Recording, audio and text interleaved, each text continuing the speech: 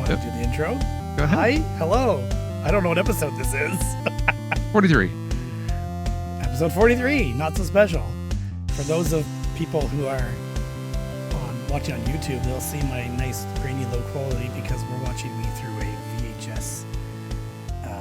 a JVC VHS-C camera that I hooked up to my computer because why not? Because reasons. Because I can. Because I got it for free and I had all the cords to hook it up. That is the reason. Yeah. So the guy that I've been recording tapes for, or digitizing tapes for his family movies, his father basically just offered me their VHS-C camera that they made all their family videos with, or family movies with. He's like, we don't need it anymore. You digitized all the tapes and we're never going to record on it again. So you want it? I'm like, yes, I do. So you can do novelty things like this. Exactly. I said I might just use it as a webcam. Yeah. Except it has one problem, which is... It turns off every 5 minutes because we're not recording. If I started recording like this, it would work. Yeah. Actually, you know what? I forgot. You record to like blank. I can. I have one in. Just give me a second, though. No, I mean, can you record if there's not a tape in and just pretend? Oh, even better. How about that? Even I better. forgot I did that. It's kind of cut off because of StreamYard, but I do have a tape in, and I can hit record. Let me just hit record. Oh. Where's the button? Right there. I think it's recording now. I don't know. I can't tell. Oh yeah, there's a red light on. The tally light's on, so we're recording now. It's on recording me to tape for the whole show. Check out our whatever YouTube to buy a copy of this tape of a one-sided conversation. That would be very not fun. Or would it be? Yeah, that's funny. Goodness, the lengths you go to. Is this what screwed up the whole? This is what screwed everything up. This is what triggered me to start swapping USB around. Yes. Okay, and then you did. And then I was down for 10 minutes trying to figure out what's going on. Well, make it 20 minutes, but yeah. There was no reason for it though. Like, just everything USB stopped working. But I was plugged in completely separately, and I'm plugged in the same way now as it was plugged in. So it doesn't make any sense at all. No. Technology. It doesn't need a reason. It just has to stop working. Mm-hmm. Yeah. This is true. This wasn't even in my list. I thought I wrote it down, but I guess not. In my list of things to talk about. Yeah. Well, what's first on your list? First on my list is the fact that I had a garage sale. You did. And you came to sell at it. For a little bit. Yeah. It was like 9 to 11, wasn't it? That you came for? Was it that? Yeah, probably. I think so. Well, still, it's only 2 hours. It's not. Yeah. That's a little bit of a garage I don't even sale. know how much you sold. Not a whole lot. Okay. I broke even for the stuff I bought. Oh, yes. Yeah, because you bought stuff at just the neighbor sale. Yeah, neighbor sale. And from you, I bought stuff. I gave you free things that you're going to try and sell for me, but what did you buy for me? I don't remember. I bought that Game Boy from you. Oh, yeah. Well, you didn't have to, but yeah. But it's a good price, so yeah, I'm going to buy it. So. Priced it too low, guys. I priced it too low. Well, if it's a good price, you don't argue the price. You pay it and you walk away. Well, I didn't walk away, but I just paid it. I told you it was a good price, and I paid you. Yeah, I'm fine with that. I wanted it gone. I've got another one sitting here. I need to get working. I think it's just intermittent power or something weird. I just want them gone. I have too much crap. So many things. Yeah. Yep. I feel ya. Today. If you see that thing again, send me the serial number on it so I can update it in my spreadsheet. I forgot about that. Okay. It's sitting behind me. Yeah. Take a picture, send it to me, and I'll update it. I'm assuming it's one that came from James, but I don't remember for sure. I picked up a garbage bin today from, it looked like someone who had recently passed away, and they were clearing out the house. This guy was an electronics hoarder. And you didn't call me. It was in Guelph. You didn't send me pictures. Little far up. So I pulled out a lot of stuff to keep. It's in my car currently. Perfect. And I did not dump the bin. I left it in the yard. And I said, oh, there's lots of stuff in here that can be useful or like could for be the other guys? scrapped. No, like I had to justify it to my company and be like, why didn't you dump this so we can charge the customer? Oh, I I had to be like, gotcha. oh, there's lots of metal in here. I will take it back to our yard, like our home base yard in Kitchener, rather than dumping it in Guelph in the garbage, right? So Okay. I was like, so they said that's fine, but obviously I didn't. I left it in Guelph. I didn't have time to go back and get it and bring it back to the yard, so it's still sitting in Guelph. Gotcha. And then it rained like crazy today, Oh, good. monsoon rains, so everything's probably ruined now. So I got some good stuff out of it anyway. So, I can't but wait yeah, to see. lots of old stuff, old electronics. How many CRTs you get me? No CRTs. How many VCRs? No VCRs. This guy was like a computer guy. So like old computers, old laptops, old desktops, a Sounds lot good. of like motherboards, RAM boards. Like nothing new at all. Doesn't seem like anything new. No, not Well, really. if it's old, like if it's Pentium 4 and older, then it's kind of the desirable DOS stuff. Okay. And there is a guy around here now that's buying and selling retro PCs. Oh, It's the Andrew guy that the guy with the stretcher earrings that used to sell at Barry. okay. Yeah. He's now buying and selling Retro retro PCs. PC systems, or at least he's got a post saying he wants to buy them. So I'm assuming he's selling them, Okay. unless he's just interested in for himself. But usually a post like that, you're expected to get a bunch, not just one. Yeah. Yeah. Yeah. Fair enough. So It's see a what it's you a come the across. new emerging market. Yeah, maybe. And you just got the mother load. Yeah. Well, With that I don't stuff, have even it if it yet. gets rained on, as long as you let it dry Yeah. fully before you Yeah. power it on, you're fine. Well, I was considering more like rust would be an issue. Well, most of it, especially if it's old, is going to be gold or aluminum, and it's not going to be a problem. Yeah. Or maybe copper. Yeah. But Well, yeah. we'll see. I probably won't have a chance to get back to it, but I tried. I got some cool stuff. I'll have to send you pictures tomorrow when I pull it out Yes, of my do it. car. Do it. Do it. Yeah. So, June was a month, man. Yeah, I got a long list. I'm glad you do because sorry, we kind of jumped over your thing. How did your garage sale go? How did It was fine. I think we made like $115. It was nothing crazy, but we were just happy to get rid of stuff. And it also encouraged us to finally go through things and choose to keep or get rid of. And then once it was out at the garage sale, after the garage sale, we just put a bunch of it by the side of the road for free, put up a few postings for that, and then stuff that was left over, take to the thrift store.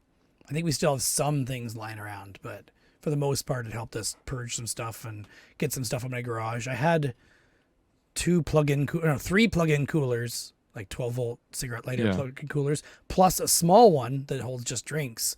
And I got rid of one of them at the garage sale too. So I think I marked $20 on it, and it went fast. Yeah, that's not bad. Yeah. Yeah. Should have bought one because my plug-in cooler for work just died like Oh 2 weeks boy. ago. So Well, if only would have known. yeah, I still have two plus the small one. I probably could spare another one, but That's, I'm I have the one that we take camping. It's a little bit bigger, a little bit bulkier, but it works. also what died about it, because maybe it's fixable. It's true. It is in my garage. I probably just need to. I have spare parts. I have a box full of spare parts for them. Okay. Well, Yeah. just another thing for me to bring over for you to fix. You Yep. know, you don't have enough things to fix. Well, the guy that has this camera, or gave me this camera, asked if I'd fix his laptop. So it's sitting here. He actually just asked me to recover the files off it. It's doing some weird googly graphics stuff on it. So I thought I'll try hooking it up to an external monitor and see if the problem still happens.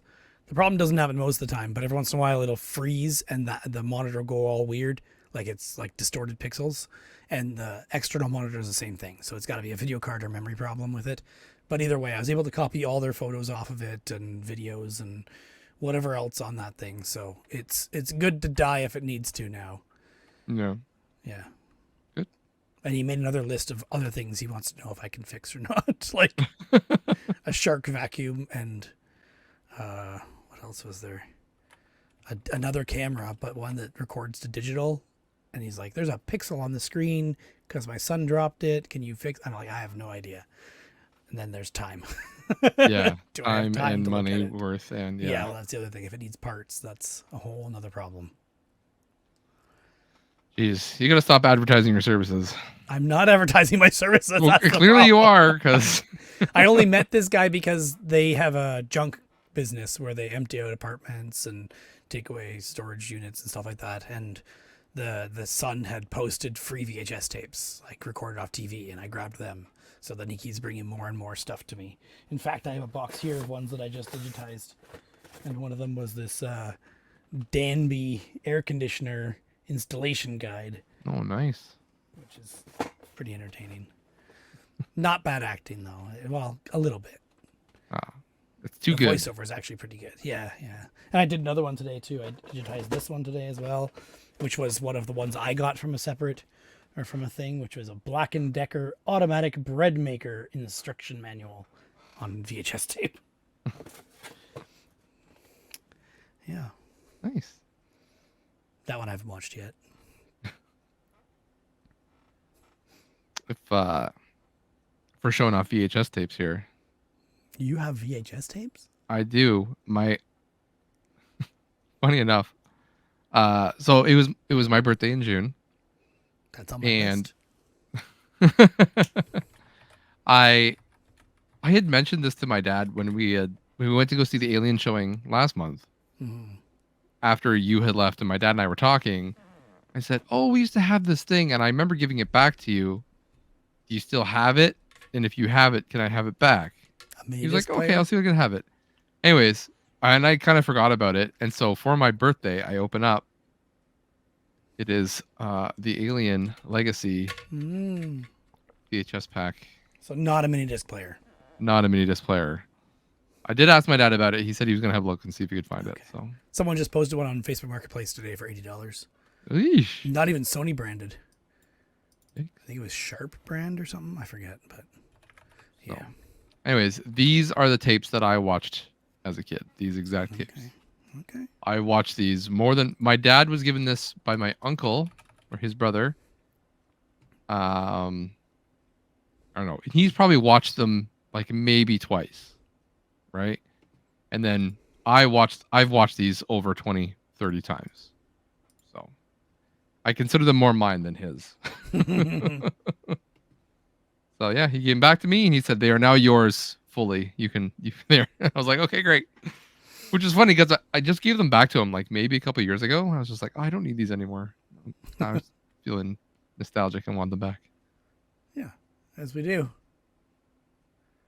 And then from you, I got this this lovely mug. That's right here. It says, "You're my national treasure." Picture of Nicolas Cage with some roses on his head. And I'm drinking from it. It This is was now my too podcast good. mug. It was too good not to buy. My wife found it at Crazy Bins. What are the odds of that? Yeah, right? Something like that. Like I couldn't imagine. And that it's not broken, let alone finding it there. And Because who would there's return nothing it? wrong with it. Obviously Yeah. it's perfect. Who would Exactly. return this? Someone returned it, yeah. It's probably because they took a shit in it first. Give me that shit drink. No, So thank you for my gift. You appreciate it. My wife does not appreciate it, but No, she did not. She messaged me right away. Your wife has a history of messaging me, or a history so far of messaging me every time I give you something Nicolas Cage related. Yep. Yep. She does. She doesn't like him. My wife doesn't like him either, but she gets the humor in it, so she's in on the joke. I think my wife is in on it, but she's playing up the hate more now because I like it. So funny. Yeah. Cool. What else did you do? Well, I upload commercials to YouTube, as you may know, that I find on VHS tapes. You've mentioned that a few times. Once or twice. Do not upload the part of our heritage Canadian videos Oh, they don't like those. because they still have them on their YouTube channel, and they, being Historica Canada, actively issue copyright strikes. Ooh. I got a had the strike? Superman one posted, and I remember got a that copyright one. strike. Of course, because they're great, especially Yeah. that one because it's Superman. Yeah. But if anyone doesn't know, these are like videos that were well made and like showing a part of history of Canadian history, going back and telling some cool thing. Like in this case, it was a Canadian created Superman, and they reenact the scene where he explains it and shows a picture, and part of our heritage thing. Yeah. So those are still on their website and their YouTube, and Canadian and English, and good quality. So you don't need to upload them, and don't. So I did the copyright university thing on YouTube. Oh, as did well. you? How was that? So- Was some Happy Tree Friends? I love Happy Tree Friends. It wasn't enough killing and blood, but it was good. No. Yeah, it was meh. And I also got their email address because they give it to you as part of the options. YouTube says, and here's their email address. You can ask them to remove the strike. So I wrote them an email and asked them kindly, I understand. I've already deleted it. Don't worry about it. But I don't know how this affects me. If you want, feel free to remove the strike. Yeah. I have not heard back. I don't think I will. That's fine. I just thought I'd try. So it's actually it's an active strike. It's not just like we are taking this down. Yes, exactly. Yep. Wow. It's not Because just most of a the big time on my other channel, I usually get like that's a copyright thing. Just take it. We're not allowing it to be shown. That's not it's not an actual strike. It's just we're not allowing it. On my channel, it says channel violations, active copyright strikes, 1 of 3. Oh. Yes. 1 copyright strike. Copyright owner has asked us to take down the video. Blah blah blah blah blah. You get 3 copyright strikes on your account, along with any associated channels, and then your account will be subject to termination. So. Fun. I suspect nothing will happen. It does say it expires in 71 days. Yeah. Because I took the university, they're the copyright school. Yeah. So I mean, it does expire, so it's not. Yes. And the expiry is quicker if you take the copyright school. Yeah. Yes. 90 days as long as you take it. I think if you don't do that, it's a year, but I don't remember for sure. Can't remember. Yeah. It's worth the 5 minutes of the university. And you get to watch some Happy Tree Friends, so why not? Yeah. Yeah. It's funny. Yeah. Yeah, it's great. Jeez, Don't Canada, upload come on. those. So those commercials are really funny because like even nowadays, like our generation, like we still reference them and we still make fun of them. Like I smell they burnt get brought toast. Yeah. Yeah. The one that always gets brought up is with the Nookshooks. They get put around. Yeah. Like randomly, especially if you hit up like Muskoka, Northern Ontario. For sure, yeah. You see a Nookshooks everywhere. And there is one of those like Canada heritage, part of our heritage moments where, a white man is asking one of the native children, like, why do you build these? And the kid, I'm not going to do my impersonation because it's kind of rude. Probably shouldn't. No. But essentially says, so that the people will know we were here, which is a great message. But every time we do something now, it's like, oh, why would you do that? Why'd you do that? Why'd you do that? Like the first thing that comes out of my mouth, and people around me just say, so the people will know we were here. Or the people know I was here. And if anybody doesn't know, Nookshooks are basically just like you stacking rocks to make it look like a person. Yeah. Basically. Yeah. Yeah, I had another one. I was editing a tape today, or editing commercials out of a VHS tape today, and came across another part of our heritage one. So I saved it, but I put exclamation marks in the title or the file name so that I do not upload it. In 5 years, you'd be like, exclamation means I really meant to put this up. Yeah, it's a really good really one, important. right? Yeah, it must be a good one. Yeah, I considered not even saving it, but you never know. Yep. What else did you do? I know something big you did, but I think you're saving it for later. Something big that we did. There's something that big we did too. Yeah, I guess. Something big that I did. The thing you did, I was thinking of Barry Game Exchange. You talked about that last time, didn't you? That was last episode, yeah. But you brought back multi-region VCRs for me from that. That's why I had did. it on my list. Yes. From Canadian Retro. Mm-hmm. So, and those are cool. I thought I was going to need them today because I was checking out one of the tapes I have that says on it, it's from, was it Indonesia or was it, I forget where it was now. No, it was, it's bothering me that I can't remember. It was Vietnam. From Vietnam. It's like, it's literally in Vietnamese and it's about how to use computers basically in like the early 90s or something. I checked it out. It looks awesome. I wish it was in English. I really wish it was in English. Computer. But at the top there is the other language. Tuhawk or something like Tuhawk that. computer. Computer. And it's actually 2 VHS tapes. Oh, man. But they're those really crappy ones that are like literally 30 minutes at a good day. Oh, my gosh. Yeah. They could have put 2 of them. They could have just got like one big one, right? They could have just done one, yeah. Yeah. Tuhawk computer A, or number 1A, and then the person's name with the telephone number. I should really look up that phone number. Call it. What the heck's a 714 area code? That sounds familiar, like from TV or something. Couldn't tell you. Yeah. Oh, this is Texas. Houston, Texas on the side. 713. 714 is California. Westminster, California. And then there's a San Jose as well. Pretty cool. I wish it was English. But for a second it wasn't playing. I thought I was going to need a PAL VCR or something like that. Because I don't know what region Vietnam uses for sure. But it could also just be, well, it's clearly American made because it has those addresses on it. But yeah. So it worked then? yes, it worked. And it looks awesome. I just wish it was English. Oh, it'd be so good if it was English. Gotta get that Google Translate audio like version. Editing spreadsheets and stuff. It's so good. Still good. Put it on YouTube. Yeah, well. I only posted it's good. That's good, but not English. I also have some commercials that were recorded off like Omni One in, I believe, Cantonese, and I don't know what to do with them because I can't translate them. I thought about using that AI that I use to do subtitles, make it translate from Cantonese into English. Okay, yeah. But at least then I could tell what company it's for and what product it is. But yeah. Some of them are obscure. Other ones it's obvious. It's like Tim Hortons, but it's not in English. In Cantonese, yeah. Probably Cantonese, yeah. Or Mandarin, whatever, yeah. Yeah, one of the two. I don't know, and that's just a guess.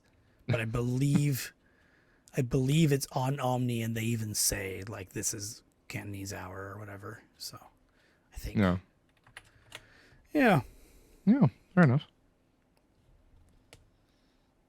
Oh, I'm trying to remember all the stuff I did, and nothing's really coming to mind. The beginning of the month, I'm just like, I've got so much, and now I hit the end of the month, I'm just like, I did nothing. I have a bit of that, but I wrote things down, so I remember stuff. Except everyone's going to hear me talking today, because I remember things. That's true. That's true. Well, aside from my birthday, it was also my youngest son's birthday. His birthday is the day before mine, so we've never done like an actual big birthday for him. Every time we've had birthdays, it's been like, oh, we'll take him out. We did African Lion Safari last year.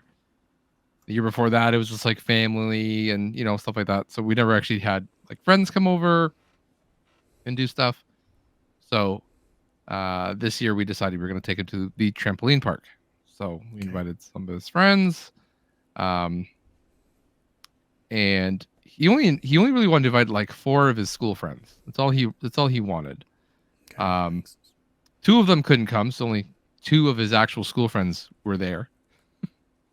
And so we were like trying to find other kids to come. We're like, okay, you can like get these people to come, get some more people to come. Like we were allowed 12 people, and he's got 2. Like, so. Anyways, but obviously he wanted Craig to come, and he didn't. Honestly, he couldn't care less if anyone else was there. If it was just him and Craig jumping on trampolines, he would have been happy, because that's all it is. So there's 6 trampolines and 2 jumpers per trampoline, and you switch off every minute. Okay. And so at the beginning, when the instructor's like, okay, find a partner, and he immediately just go like, his best friend is right beside him. Right? He turns and leaves them and goes to Craig and says, Craig is my partner. So he just, yeah, so funny. So they were just jumping together. So they had fun. Me being the kind of person I am, I tried to up the ante a little bit. So I started, doing some tricks on the trampoline. I used to do like more crazy stuff. So I'm like, some of it's coming back. Mm-hmm. And one of the rules on the wall is no backflips or no flips unless you ask the instructor or whatever. So I went over and I asked the instructor, I'm like, hey, can I try to do a backflip? And she's like, I don't know, 14. She's like, yeah, sure. Like, all right. I have permission. So I worked up a little bit to it. And then sure enough, I'm like, all right, time to do it. Time to do the backflip. They're starting some jumps. Do a backflip. You want to take a guess if I landed my backflip or not? I mean, you're not in a neck restraint right now. You're not in a wheelchair. I'm hoping you didn't land it, but I'm thinking maybe you did. I'm going to go with you did. Okay. You'd be wrong. I didn't land it. I landed directly on my head. Oh my God. So the question that came to mind right away when you said backflip is, why don't you try a front flip first? I find backflips easier than front flips. I mean, clearly not because it didn't work this time, but and they're also, when they go wrong, backflips are worse. That's the problem. Yeah. Yeah. Anyways, so Craig and my other friend Matt were there just looking at me and just laughing. And they didn't record this for me. No. Why?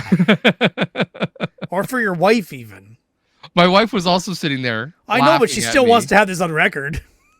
Yeah. And she was just like, are you okay? Are you okay? Like, she was more concerned, and my other friends were just laughing at me. I was okay, but my neck was quite sore for my birthday. So it just gets stiff, right? So when I have to turn, it's kind of like I turn my whole body to look around rather than moving my neck. Grade 8, I did wrestling on trampoline. Grade 7, maybe. Grade 7. I did wrestling on trampoline for literally like 4 hours a day every day for a good 6 months to a year.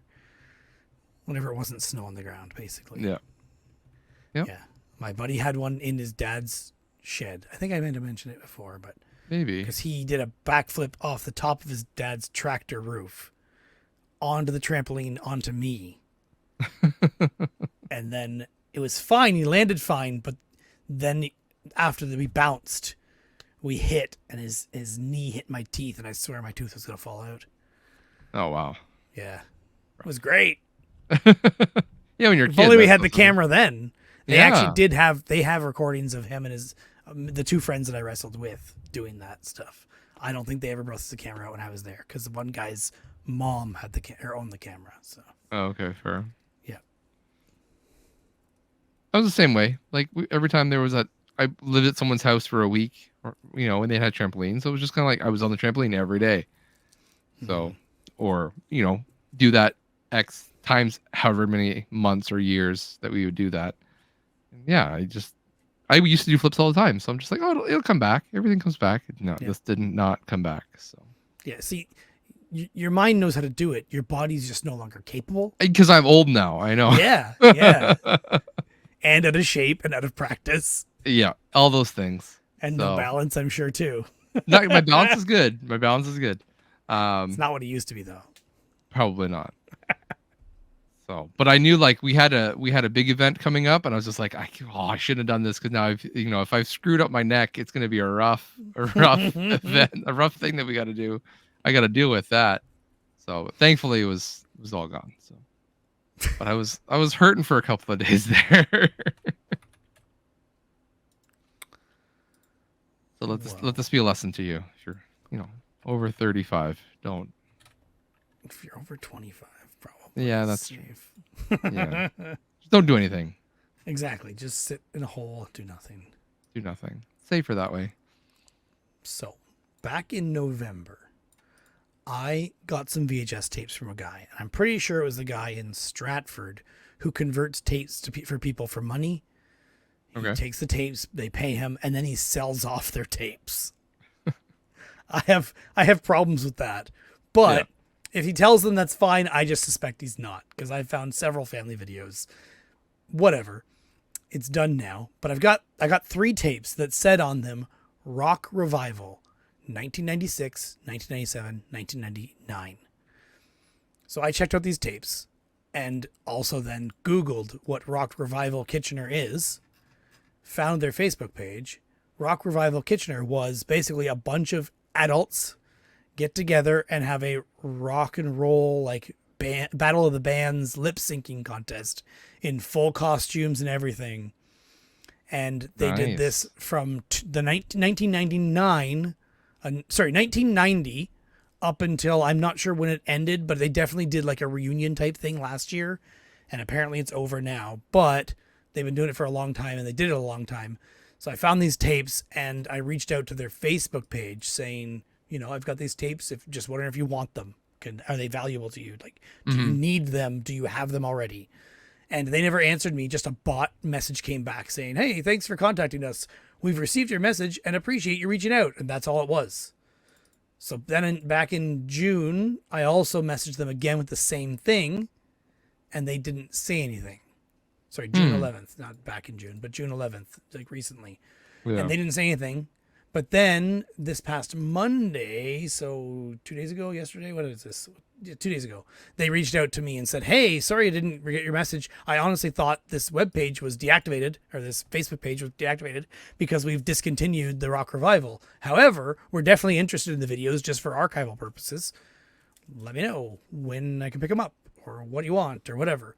So I said, I didn't realize the thing wasn't happening anymore. And yeah, you can have the tapes. I can even get you digital copies, whatever. Turns out she lives like right around the corner from me. And she picked them up. She was going to pick them up yesterday, but then I said, do you want them? Like, she said she's not very tech savvy. So I didn't think setting the files would be very good for her.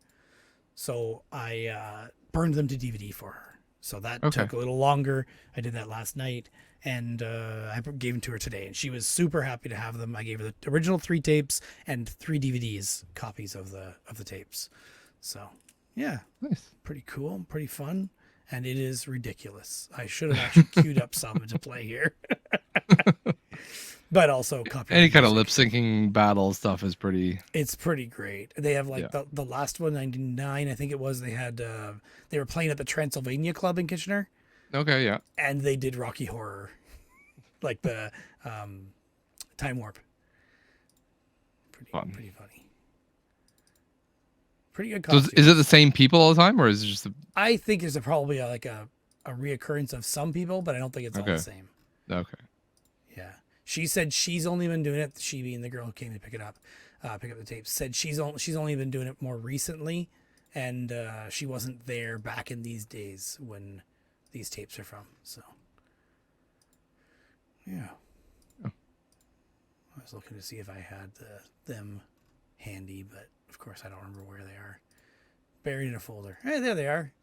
But of course it's the DVD copy, which is more difficult to play. There we go. Here's 99. Should I share? I can't see this, so I don't. Yes, I'm gonna share. I was just getting it queued up because it's also dark, and I was worried if you were worried about copyrighted music. No. I don't care. If it gets posted to YouTube, that's all. Okay. There's no music anyway, but you can't hear it? No. Oh, okay. Quite the costumes though. Oh yeah, there's quite the costumes. I'll turn my sound off so I can. There's a presenter guy. There's some nuns, probably doing sister act. A sister act, maybe. Probably. At the beginning of every song, they tell you what song they're doing. Yeah, there's like elaborate situation here. I think there's some drag. I don't know if that one was, but there's a time warp. There's time warp, yeah. Yeah. Pretty good. They had like fancy lights. They actually said pyrotechnics on one of them, but I didn't see any, so I don't know for sure. Here's 97. This is really good podcasting for all those people. Yeah, we're just standing here, looking. Yeah, there's it's something. It's somebody's hobby. Lights going and fancy dancing, some special effects. The one of them was edited by a local university here, or local college, Constable College. So Yeah. Back in the day, the editing was a big thing, right? That was a lot harder to do. It's not easy. Yeah.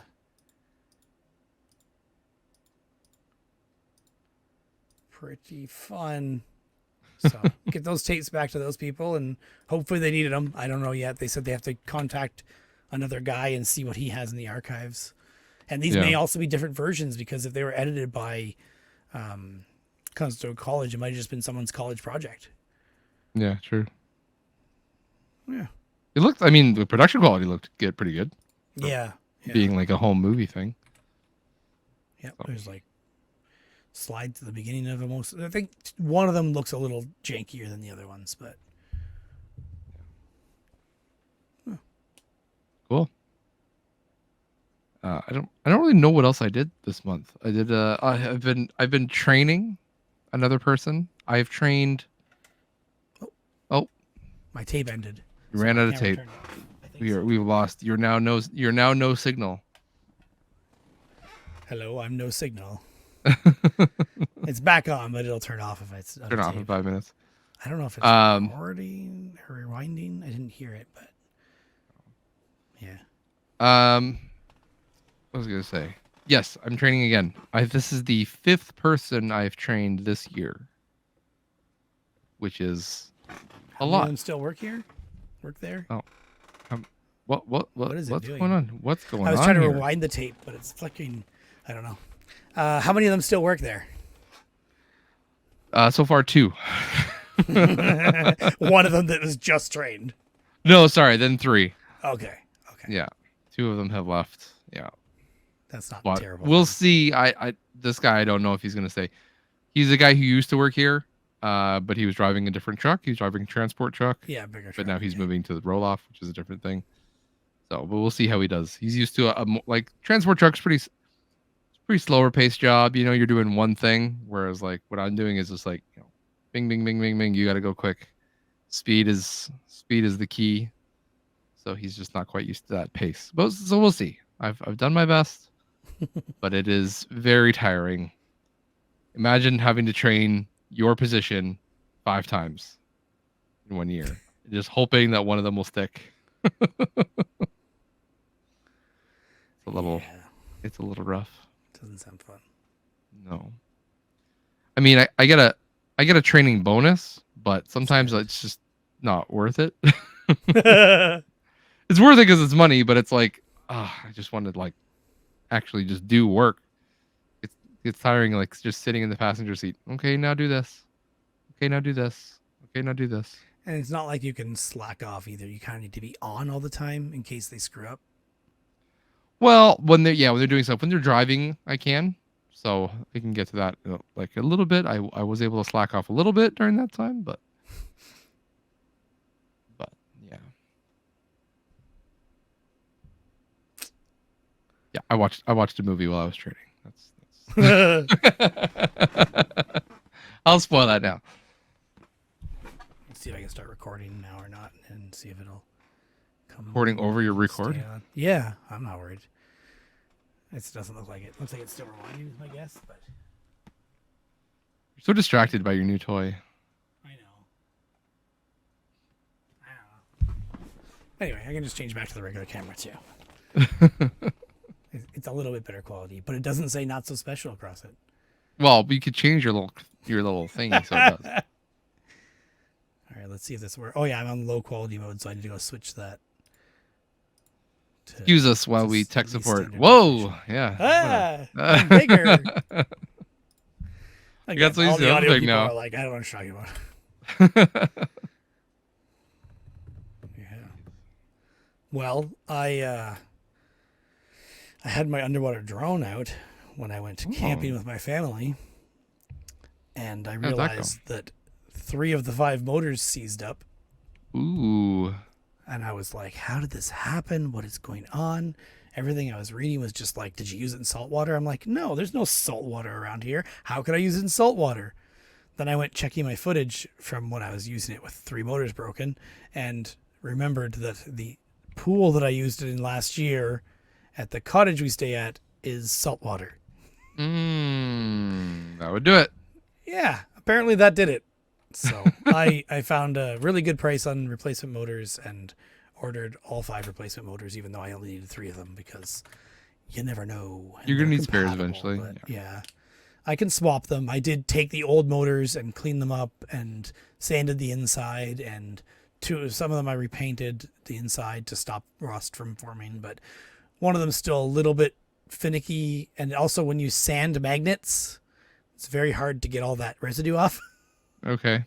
Because it sticks to the magnet. Yeah. So it needs more work on that one motor, but either way, I just put in the replacement ones and tested it in the laundry sink, and I forgot how powerful those motors are, and it shot water all over the place. So I need to get out in the water somewhere and try it out. Yeah.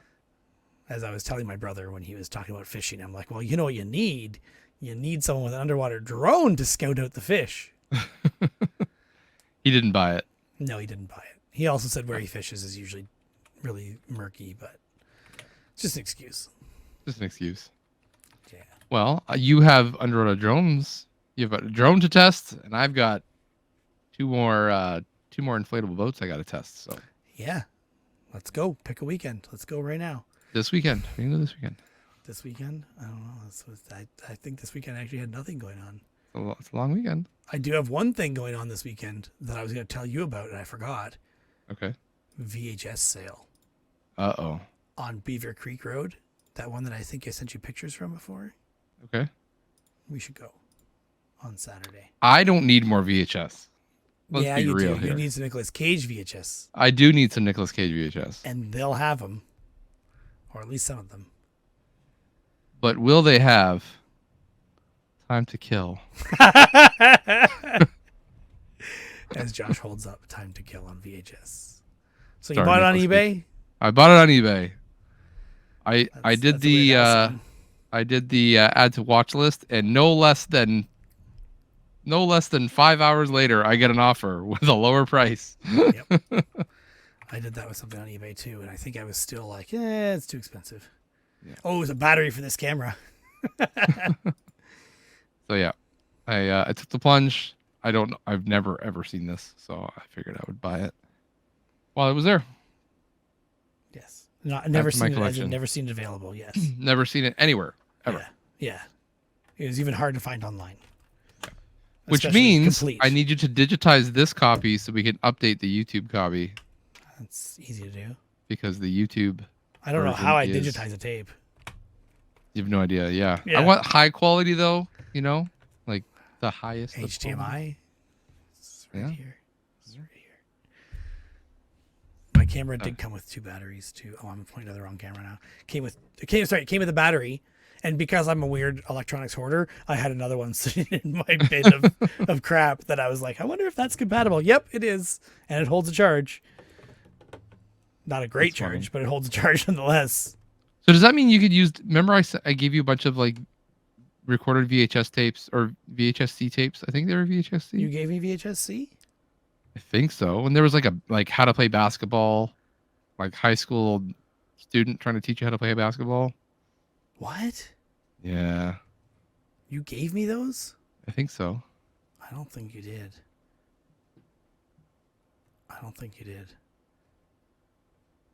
Oh, they might still be here. Hold on one second. I can play VHS-C with my adapter. I have a VHS-C to VHS adapter as well. Okay, hold on one second. Yeah. I fill some dead air with nothing interesting at all, but this guy says he gave me something and he didn't give it to me. I don't know if he can hear me while I talk, but I see headphones still plugged in, so he probably can. You people just talk amongst yourselves. Wow, he's taking a while. Yes, I could hear you. Yep, I still have them. Never mind. And are they VHS-C or are they Mini 8? I don't know. Mini 8. It says NTSC 8. Yeah, so they're things. 8mm. My sister has a camera for those. Okay. I do not. There are VHS players or like tape players that play specifically those. Okay. But they're expensive and rare. What about, because you can get like conversion like this to VHS. You can't get that to VHS. Only VHS-C, which I had here somewhere, but I think I put it away. I'll grab it since we're running things anyway. Actually, I have one right here that's the guy that I was doing tapes for. The guy that I was doing tapes for gave me this VHS-C adapter. And this is the battery-powered one, which is the less desirable one. But you slide this, put the tape in, and then you close the lid, and it feeds the tape around the wheel with a motor powered by a battery. And that's... Yeah, you got one? I got one. But then it means you have a VHS-C tape. Okay, I have VHS-C tape. Well, there we go. Let's that do one. it. Maybe this is probably the one that has the how to play basketball on it. Otherwise I wouldn't. Some high school student. It's like really bad quality. You would love it. That sounds great. Yeah. Yeah, give me that. Yeah, this adapter is from the person that I was converting tapes for that gave me the camera. And then I have my own that I got in a bundle of random tapes. Of course, I'm crimpling bags. Yeah, beautiful. So I've digitized his tapes too. He gave me, I don't even know how many, tons of tapes here for me to digitize. One of them's like him on TV at a teddy bear picnic as a kid. One of them's like him. I think a car hit his school bus, and he was the only kid left on the school bus, and he was on the news, or it was on the news. I don't think it was him, but it still happened to him. So they want that put on DVD as well. Yeah. Do that. Anyways, I have 5 of these little the 8s. 8 tapes. So yeah, find a way to digitize those. Yeah, I just borrow my sister's camera. I asked her if I could have the camera, and she said probably. I think she just needed to check with her kids first. And then whether the camera still works. Oh, okay. My sister's kids, yeah. Okay. Because they're getting into retro cameras. I thought I was telling you that maybe in person, but my sister's kids are getting into retro digital cameras, as in over 10-year-old digital cameras. Mm-hmm. So they want like a point and shoot, but like a decent quality one. But they still want it to have some kind of retro look to it when you copy the picture, because that's trending apparently. Yeah, exactly like those kinds. Yep. That one might even be too fancy. How many megapixels is it? 8? Oh, that sounds good actually. Oh no, sorry, 20. 20 megapixels. See, almost too high. It doesn't look that good though. So. Did you get it from the trash, or is it just one you used? No, this is one that I like traded in my like RBC points. Got a camera. Well, I pretty much guarantee they'd try it, but that's I do have older ones that I find older ones too, and I give them to the kids so that they could take pictures. Yeah. Because I'm just like, you are always taking my phone and taking pictures, and I don't have my phone with me. Here, just take a camera and take a picture of whatever you want. My sister gave my daughter one of those Polaroid Instax mini cameras, so she's obsessed with that, but she goes through the film so fast, and it's not. That's the problem, is the film's expensive. It's like $1 an exposure. You can maybe get it for cheaper than that if you buy 100 at a time. Yeah, I've looked everywhere. It's easier just to give them a digital camera with a memory card, and then they can just take whatever they want. Yep. But my kids will just fill the memory card and then tell me to get them a new one. Yeah. And you just take them all to your computer and you say delete. Yeah. Most cameras have a format built in too. But yeah. But sometimes you're just like, them. So my oldest son got like one of those cheap like kid cameras you can get on Amazon for like $20. It's basically like a glorified webcam with a battery on it. Yeah. It looks terrible.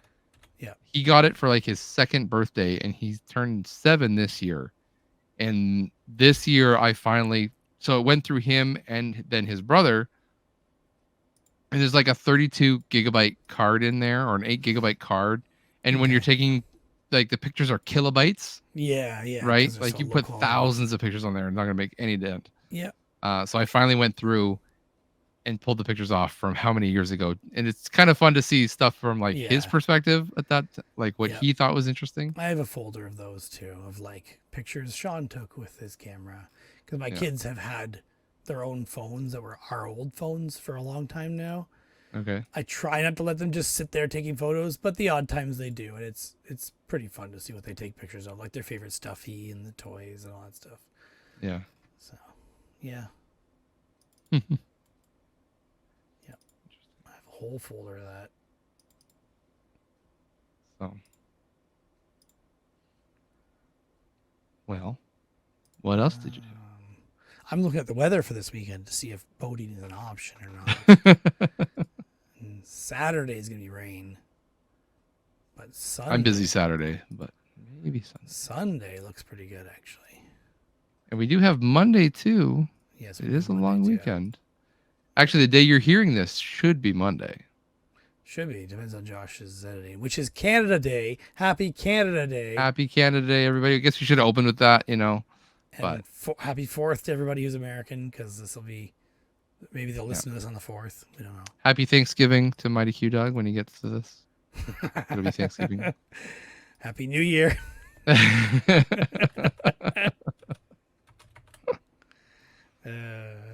Inside jokes on podcasts. Great. Everyone loves those. Yeah. Well, I have one last thing, but it's a big thing that we did. Okay. Do you want to do that now, or you want to do that? You can talk about that after too. It's up to you. You're running the show. You tell me. I'm not running the show. I'm not on. You introed. That means you're running the show. This show's gonna tank, or maybe we make it less than an hour. We got 10 minutes left. Oh, geez. Quick. Well, I don't know. I'm gonna talk about TV. We're gonna come back to the other thing. Okay. Okay. All right. Or like last week, we just never do the thing that I talk about. I finished off Taskmaster UK season 8. It is great. We watched Taskmaster US episodes 1 and 2 of season 1, which was pretty good. It was fun to see. My wife and I started watching it just like, we've watched a lot of Taskmaster UK. We just finished season 8. Let's do something else. So we checked out the US one, just not knowing anybody that was going to be in it at all. And turns out Lisa Lampanelli is in it. And apparently she's lost a ton of weight. I didn't even recognize her at first till they said her name, but her voice is still spot on. But Cynthia and I saw her live. She's a comedian. She was on those Comedy Central roasts. Okay. And she got coined the nickname, or the nickname Queen of Mean on those, because she's pretty vulgar and pretty mean on those Comedy Central roasts. Makes sense, yeah. She's pretty funny, but it was fun to see her in this and to know what she's doing now, because I haven't seen her forever. Although this season might be still a couple years old. I don't remember, but yeah, it was good. The show was good. I always love that show for introducing me to new people, new comedians that I didn't know, especially UK ones, because we don't get that much exposure to them anymore. Yeah, sure. Yeah. So 2018 is when the US one's from. So that's pretty old already. Yeah, that's that's getting up there. Yeah. But the UK one we're watching is even older. But again, we don't know the UK comedians, so it has less relevance that way. Yeah. I don't, even the first couple, well, I don't want to say the first year that I was watching the clips on YouTube, I didn't even know it was like comedians. I thought it was just like random people. I didn't get that they were all comedians. Yeah, I need to watch. Makes more sense to have funny people doing it. Yeah, I need to watch that Australian one, which is the biggest one that I saw clips from. I don't know if they're just good at clips or if I watched a couple and it started targeting me, but the Australian one seems to be pretty funny. Yeah. Yeah. There's what's that show? It's kind of like keep talking. You mean the Canadian one that came out a couple No, years ago? there was a Japanese show I watched where it was like a bunch of comedians brought together. Yeah, that's the same thing. And they had to make yeah, it's the same thing. If you laugh, you're out. You laugh, you're out. Yeah. Yeah, it was but LOL the Japanese or laugh out version. loud. Yeah, but the Japanese version is the original. That's the one you should watch. Yes. I liked the Canadian one because it was all Canadian classic comedians. Like, well, not all classic, but like Jay Baruchel. Jay Baruchel, yeah.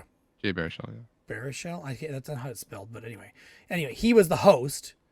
And then Caroline Ray was on it. And Dave Foley was on it. Colin Mockery. Mae Martin, who I got introduced to from there. K. Trevor Wilson, who's from Letterkenny, is on it. Tom Green was on it. Yeah. And then a bunch of other people who I know less but know now, basically. Yeah. Neat. It was really good. Documental. I liked It's that. called Documental. That's what the original was called? That's the Japanese Japanese. one is called Documental. Yeah. Yeah, I think you told me at the time. But they made a whole bunch of them. They made Laugh Out Loud. Australia we watched for sure. Okay. And Ireland and Netherlands, Indonesia, Italy. Like they all came out around the same time. Yeah. Germany, South Africa, Poland, Colombia, Thailand, Brazil, Spain, Argentina. Like these all Yeah. They all came spun out in off of that. 2021 or after. Yeah. Crazy. The Documental one came out in 2016. Okay. So. Yeah, the LOL last one laughing. Where's this one from? Because this is the oldest one, 2018. It looks Mexican, maybe, based on just names randomly. It doesn't show. Oh yeah, Mexico.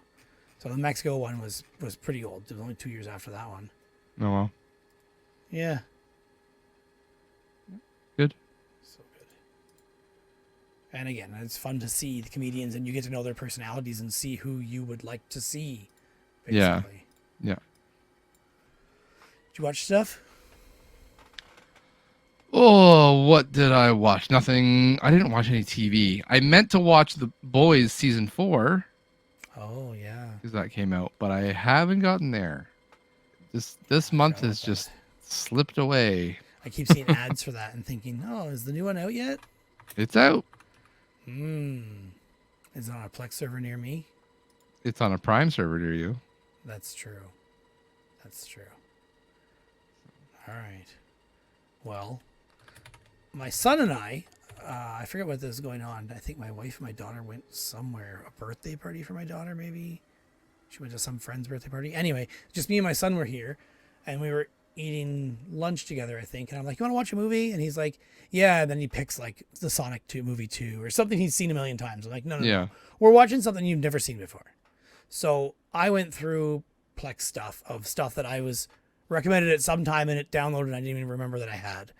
And I saw The House with a Clock in Its Walls from 2018. I'm like, what is this? This looks weird. And I noticed Jack Black is in it. And I forgot that my son would know Jack Black because of Bowser. Yeah. So I started naming, I think I named Jack Black, or I said like, it has this guy from this thing or something like that. And he's like, oh, that's the guy who did Bowser's voice. Like, yes, exactly. So we watched it anyway. It was a pretty decent movie. I mean, it was better than I thought it was going to be. Not exactly what I thought it was going to be. It's only a 6.1 out of 10 on IMDb. But in terms of for a kid, it was pretty good. Yeah. Now, there were a couple parts that were kind of scary that he said his sister wouldn't have enjoyed. So I think your boys might have not enjoyed unless they like kind of scary stuff. But yeah. Then there's some random potty humor that's just, to keep the kids laughing. Keep the kids entertained, yeah. Yeah, exactly. So it was pretty good. My son really liked it. He still mentions it. And my daughter even mentioned it tonight when I was like, what should we watch? And my daughter's like, we should watch House with the Clock on the Walls. Just because. Yeah, because she never got to see it and she was told it was scary and she likes spooky stuff. So she thinks she'll like it. Maybe she doesn't would. like medical bloody anything, but she likes like vampires. Well, that's fair. I mean, kids stuff. don't like blood. Yeah. I know some adults who don't like blood in movies. It was a nice, pleasant surprise. Did I not write down the other one I watched? Yes, I told you. I talked about that one. I forgot I talked about that Peter Pan one last month. Yeah, you did. Did you watch the other Peter Pan that I told you to watch? No, I haven't. I have not. I watched with my kids Willy Wonka and the Chocolate Factory. Okay. The original. The original. Well, yes. My kids are familiar with it. They've seen it a couple times. The 1971 one. Mm-hmm. So I'm trying to encourage my kids to read, and my oldest is really like. Remember we had this conversation before about like he read The Dog Man, he's doing the Captain Underpants. Yeah. So I'm trying to like introduce him into like, okay, here's more books that are more reading and less pictures. Okay. And so, but I'm doing the reading to him. So like every night we sit down, I would read 1 or 2 chapters to my oldest, not to my youngest yet, just my oldest and I. Okay. And so over the course of 2 weeks, we read through Willy Wonka and the Chocolate Factory, or Charlie. It was called, the book is actually called Charlie and the Chocolate Factory. Yes. So we read through it, and he was just enthralled with it. He loved it. He was so excited every night. He's just like, Dad, are we gonna read Charlie and the Chocolate Factory? So I was like, yep, we're gonna do it. So, and I enticed him as well, saying if we can get through the whole book, then we can watch the movie. There's a movie. Oh, there's a movie. There's 3 movies. Yeah. So, anyways, I was just like, we finally got through. He was so excited, and then one night I just sprung it on him that we're gonna watch this movie, and he was just enthralled with it. He knew everybody's name. He knew what was gonna happen to them. The movie changes a few things, and so he was just like, "Oh, wow, what's going on? Why is it doing this? This is not the part. It's not in the book." And I'm like, "Great, you're getting all the emotions that we have to deal with." But it's good. That movie is still good. Yep. Gene Wilder's awesome. Yeah. It holds. Honestly, I'd be happy if Charlie and the Grandpa were changed to different actors, but that's just me looking at it from today's point of view. Yeah. Yeah, for sure. I could understand that, but at the same time, like, there's a level of there's a level of intricacy in the scenes of like how good everything looks, like the detail they put into this is the candy thing. Yeah. And just because it's real makes it that much better versus I don't know about the new ones. I've seen the Johnny Depp one. I remember it being okay. Yeah. I haven't seen the newest Timothée Chalamet one. I have. But that should be coming up, and then we'll have to compare Willies, Derek. What? There is no beating Gene Wilder. Okay. None. All right. There's none. No. It just seemed weird in the which one we just saying. What's his name again? Damn it. The other one you just said. Johnny Depp? Johnny Depp. I was going to say anyway. Johnny Depp one, he's trying too hard, or he's playing a weird character. Mm-hmm. There's moments where it feels like he's coming close to what Wilder did.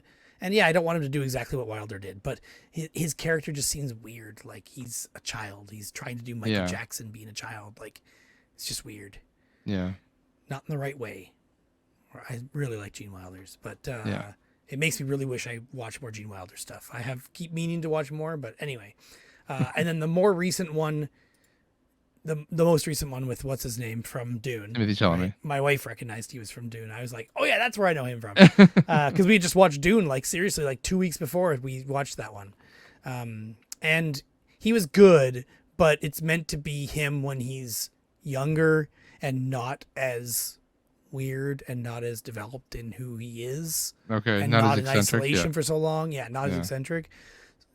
And they also seem to come close to it a couple times. Like right at the beginning of the movie, you're like, oh, he's going to be that weird right from the get-go. And then it totally dials back into more like, no, he's just a normal person in a weird situation. And then every once in a while, there's hints of him being special and weird, but they never expand on it or explain why any of it, in my opinion. Now, I think there's parts of the movies maybe I missed, like 10 minutes here or there, but I didn't feel like they really fleshed out his character well enough. But yeah, it was interesting for me because like I haven't seen this movie probably since like I don't know 2002 maybe. Like it's been 20 years since I've seen this movie at least. Okay. So I remember watching it quite a bit. I remember getting it on VHS for my birthday or Christmas, whatever. I remember getting the VHS for it, watching it a bunch. And so probably like the last time I probably watched it, sure I was older, but I was like still watching it through like the mindset of a child, right? Like I put myself in the Charlie side of it. Yeah. But watching it this time, I put myself in the other perspective. I see it from Willy Wonka's perspective. Yeah. And all the stuff that he says, the nuance that he puts in it, the way he says certain things, I get that he's being super sarcastic, but never picked that up when I was a kid. Yeah. Right. So the fact that, all these kids are, you know, quote unquote disappearing or going away, and he's just like, oh no, stop. Right? Like he doesn't care. he planned it the whole time. He planned for there to only be one left in the end. Yeah. Yeah. He wanted that. Yeah. Yeah. Weed out So the it bad was- people and you'll be left with whoever's good. Yeah. Now what he would have done if there was two good kids, I have no idea. But again, he knew them, like at least in the movie. Yeah. He knew who they were beforehand because he also set up the competitor, the person going around saying, "Give me the recipe." Yeah.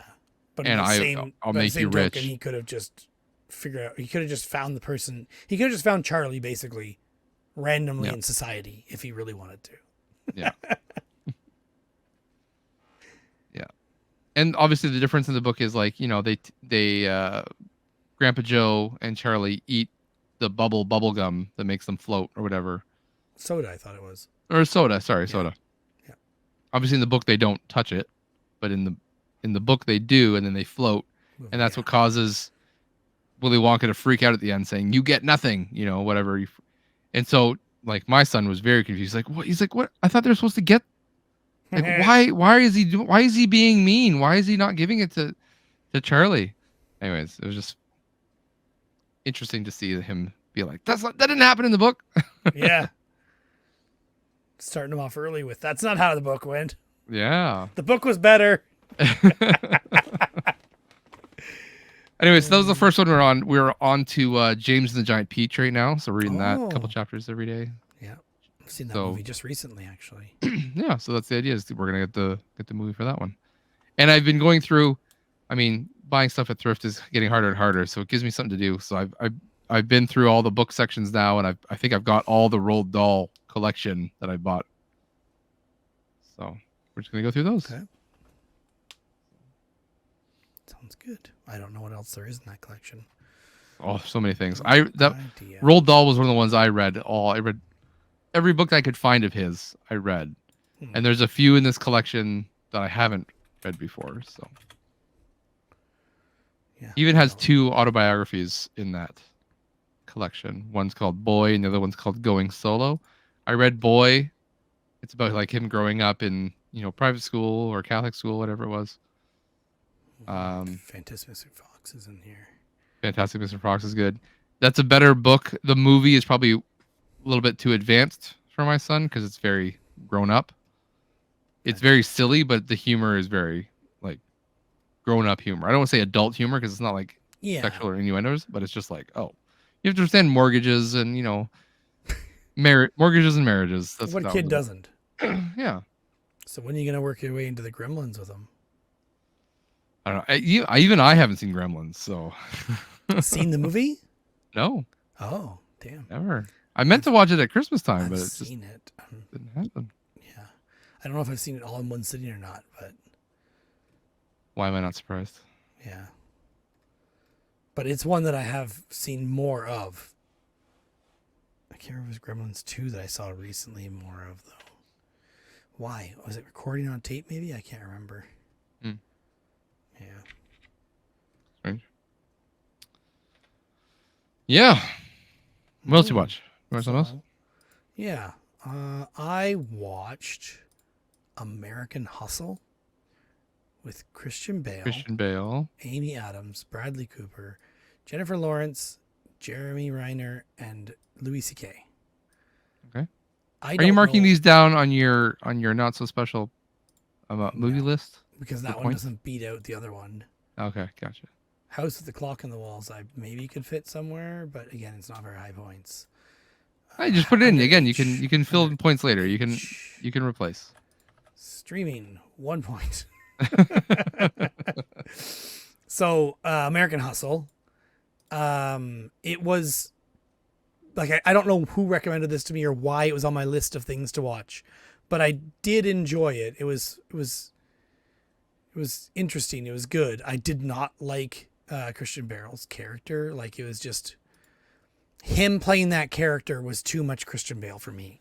Okay. I think I could see who the character was supposed to be through Christian Bale, but it was like I had to ignore the Christian Bale in it to do it. Yeah. and Okay. and I don't know why that ended up being that way or what it was about it. But that's just kind of the way it went for me. And even Bradley Cooper, whenever I see him in something, I'm just like, that's Bradley Cooper playing this character. It didn't feel like him acting as someone. And in that way, sometimes I prefer for roles like those to be played by nobodies that are like good actors that we don't know. But maybe that's just on me. I don't know for sure. For my notes, I wrote entertaining, but the end felt very rushed. Was what I wrote for that. Because that definitely did. It's like they spent a long time setting up for something to happen, and then all of a sudden it happened, it's over, and there was nothing really too exciting or eventful that happened. I don't know. Yeah. Yep. That was American Hustle. And I never really described what the movie was, but it's basically he was a scam artist. He gets caught, and the cop or the FBI agent forces him to start helping them con bigger crooks, essentially. Yeah. I saw it a long time ago. I don't really remember a whole lot about it. Yeah, I do not know who recommended it, why it's on my list, how long it's even been on my list. But so on top of that, for some reason, I then queued up Harsh Times from 2005 with Christian Bale. Wow. I remember that movie. Was this also a recommendation? Somewhere. I wouldn't have added it to my list if it wasn't, unless I was on a Christian Bale kick, like, hey, let's watch what else he's been in. Because I remember hearing good things about him years ago and being like, okay, what else has he been in? But I think that would have been before these movies even came out. Yeah. That's like early Christian Bale. That's before his big break. Yeah. So I wrote down notes for myself. I said, this whole movie felt like what not to do. Like it was just trying to teach you how not to be a human being. Yeah. Basically. Yeah. I said it was not really fun or even made entertaining to watch. It was mostly just painful. These are my notes. This is how I think of that movie. And that's just because my personality is so different from these two main characters that I couldn't relate at all. Yeah. That's the hardest part about it. Sure. I would love to have a girlfriend and another girlfriend on the side, but that's not something I aspire to do. Mm-hmm. And they make it like it's all that matters. It's normal, That kind of shit, let alone the murder and the whatever else. So basically, he is a he's out of the army and is like an expert killer, and he's trying to find a job and live life and become trying to find a job as law enforcement, like police he's or trying FBI, to become whatever a cop or something. Yeah. But he ropes his friend into every bad possible scenario possible, which. It's terrible. Yeah. So I saw an analysis of that movie where it was put into a category, not by me, by the person I watched it, in a category they called the Vato genre. Okay. I don't know what a Vato is, but it's kind of like a Mexican homie kind of guy. Ah. So a Mexican, gang member. That kind of living that lifestyle. That is kind of a style. I've seen a few movies like that. I never quite looked at it through that lens. I definitely didn't watch it through that lens when I watched it the first time. I was just like, what the hell is wrong with this kid? Like, why is he again making all those bad decisions? Yeah, and that's what I was. The Mexican. He's very associated with the Spanish speaking people, and I assumed that was just because of where he grew up. Like he's clearly out of place and doesn't fit in, but yet everyone in that community respects him, knows him, and obviously he likes the women who speak Spanish. Yeah. Yeah. Huh. Yeah. Okay. Yes. There's a few more Christian Bale movies I have on my I want to watch list. I just haven't got there yet. So. Yeah. Well, that's our next list. Nah. Maybe I do Harrison Ford before I do Christian Bale. And Dolph Lundgren and Arnold Schwarzenegger. Well, okay, and let's Danny not go DeVito and some Willem Dafoe. There's a lot I would like to do before Christian Bale, but yeah, I got two more things I want that aren't KG. Okay, I got a couple of things. I have this after the Bear Game Exchange. Bill had all those nice TVs. Yeah. So I was like, I'm gonna. And one of the TVs he had for sale, I had as well. Not a PVM, but I just like a regular Toshiba Yes. CRT. Mm-hmm. It's a 13-inch, but it looks really nice. So, and I happened to find a DVD VHS combo player at Value Village for not that much money. No HDMI, unfortunately, but I didn't need it because it's going into a CRT that doesn't have HDMI. So I had to test it. I brought a VHS out, and then I also brought out the my DVD copy of the Road Warrior, Mad Max: The Road Warrior. So I watched that. I watched a lot of it, and then I had to stop for some reason, and then I had to move things around, and then I went back and finished it on my Plex server and watched the rest of it there. But dang, that's still a good movie. Still really good. A little rougher than I remember, especially the beginning's a little bit rougher than I remember, but yeah, still a good movie. It got me into the mood. Like I was considering. I didn't want to, but I was considering watching Beyond Thunderdome, even though that was probably the worst one of all of them. I've seen it. But it really wanted me get me into I wanted to watch Fury Road again. And I just watched Furiosa, so I was just like, oh, I'm gonna do that. And then Furiosa. I remember Plex. It will be on my Plex soon it's as well. On mine already, but it wasn't intentional. It was just done automatically. And I have the Mad Max video game on Xbox One that I've been wanting to play. I have it on PC, and I put a good 2 hours into it, and I need to play more. So I was like, I could really get into a Mad Max vibe right now, but it didn't happen this month. It's been one of those months. Well, very not Mad Max. I've been watching The Completely Made Up Adventures of Dick Turpin. Turpin? With Noel Fielding from IT Crowd, and what else was he in? He's among those the What We Do in the Shadows type guys. Yeah. I don't know what else I have him in. There's the IT Crowd. For anyone who's British seen the IT Crowd, he's the vampire who lives in the server room, kind of. Yeah. I don't know if people have seen. He also does a lot of voice acting as well. Disenchantment and Lego Movie 2 he was in, and he's very unique looking person. He was in Trailer Park Boys. Random. Out of the Park TV series. I don't know. Anyway, yeah, it's pretty funny. I'm enjoying it. It's silly, and I like the character. It's fun. It's a lot like the goth guy on IT Crowd, which always made it funny. I loved IT Crowd. So IT Crowd is very good. So basically, he joins a gang reluctantly. He just wants to be like, I don't know, a poet type fancy dress person, and he falls into being a what do they call him? Highwayman. Mm-hmm. Basically stealing from coaches and stuff. I don't know how many episodes are done or out so far. I think it says 6. I think I've seen them all. I think so. Yes. Sounds right. Yep. It was good. It's funny. I like it. I can't even think of what it's similar to other than the What We Do in the Shadows type shows. That humor, yeah. Yeah. We were talking about it. It piqued my interest. I'll have to check out an episode or 2, see if it grabs me. Yeah, just check out 1 and you'll be like, okay, I'm in. Hopefully. I think so. All right. I watched while training. I was in the truck. I had some movies on my phone. I always try to keep 1 or 2 movies on my phone just in case I get stuck somewhere. So I watched The Founder with Michael Keaton, which is the origins of McDonald's fast food chain. I watched something very similar, which will be next, but continue. Oh, it's funny how these things work out, eh?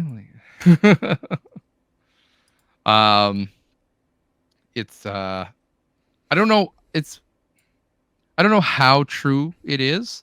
They put some footage at the end of the movie to try to indicate that this is the way this person was in real life. it doesn't sound like he was a very nice person, but at the same time, I understand why he did the things he did. So in that sense, they made him relatable. Mm-hmm. So yeah, he was a poor traveling salesman. He found this idea. He kind of took it onto himself and basically runs the original owners out of their own business and then takes Yeah. over. It's been over a year since I saw that, but I understand his reasoning. It makes sense why he's doing things the way he's doing them. I also understand the original owners, why they're doing the things they're doing. Maybe that's, I don't know, me getting older and understanding different point of views, but I don't know who's right. Like, I really don't know who's right on that one. So I don't agree society with. will tell you the richer one. But morally, they're trying to say, well, he destroyed these other two guys' lives by doing this. I'm like, yeah, he did it in a dirty way, but I understand why he did it. The company had to grow. Like, the company is growing, but like, does it need to grow? It should grow. People are relying on it. Yeah, he needs money. He's going bankrupt doing this. He needs money to do it. So he made certain choices to get himself some more money. Yeah. And it's just one of those things. It was interesting. I don't agree with his saying he started it. Basically, he's very deceptive in his messaging around how he answers interview questions. Well, the first McDonald's was here, and I started the McDonald's here. You know, he's talking about the franchise, but not the actual McDonald's. So yeah, it's good. It's a good movie. Well, something I thought was going to be similar to that, but wasn't. Unfrosted. 2024. Unfrosted with Jerry Seinfeld, directed by Jerry Seinfeld, written partly by Jerry Seinfeld, starring Jerry Seinfeld, about Post versus General Mills. Okay.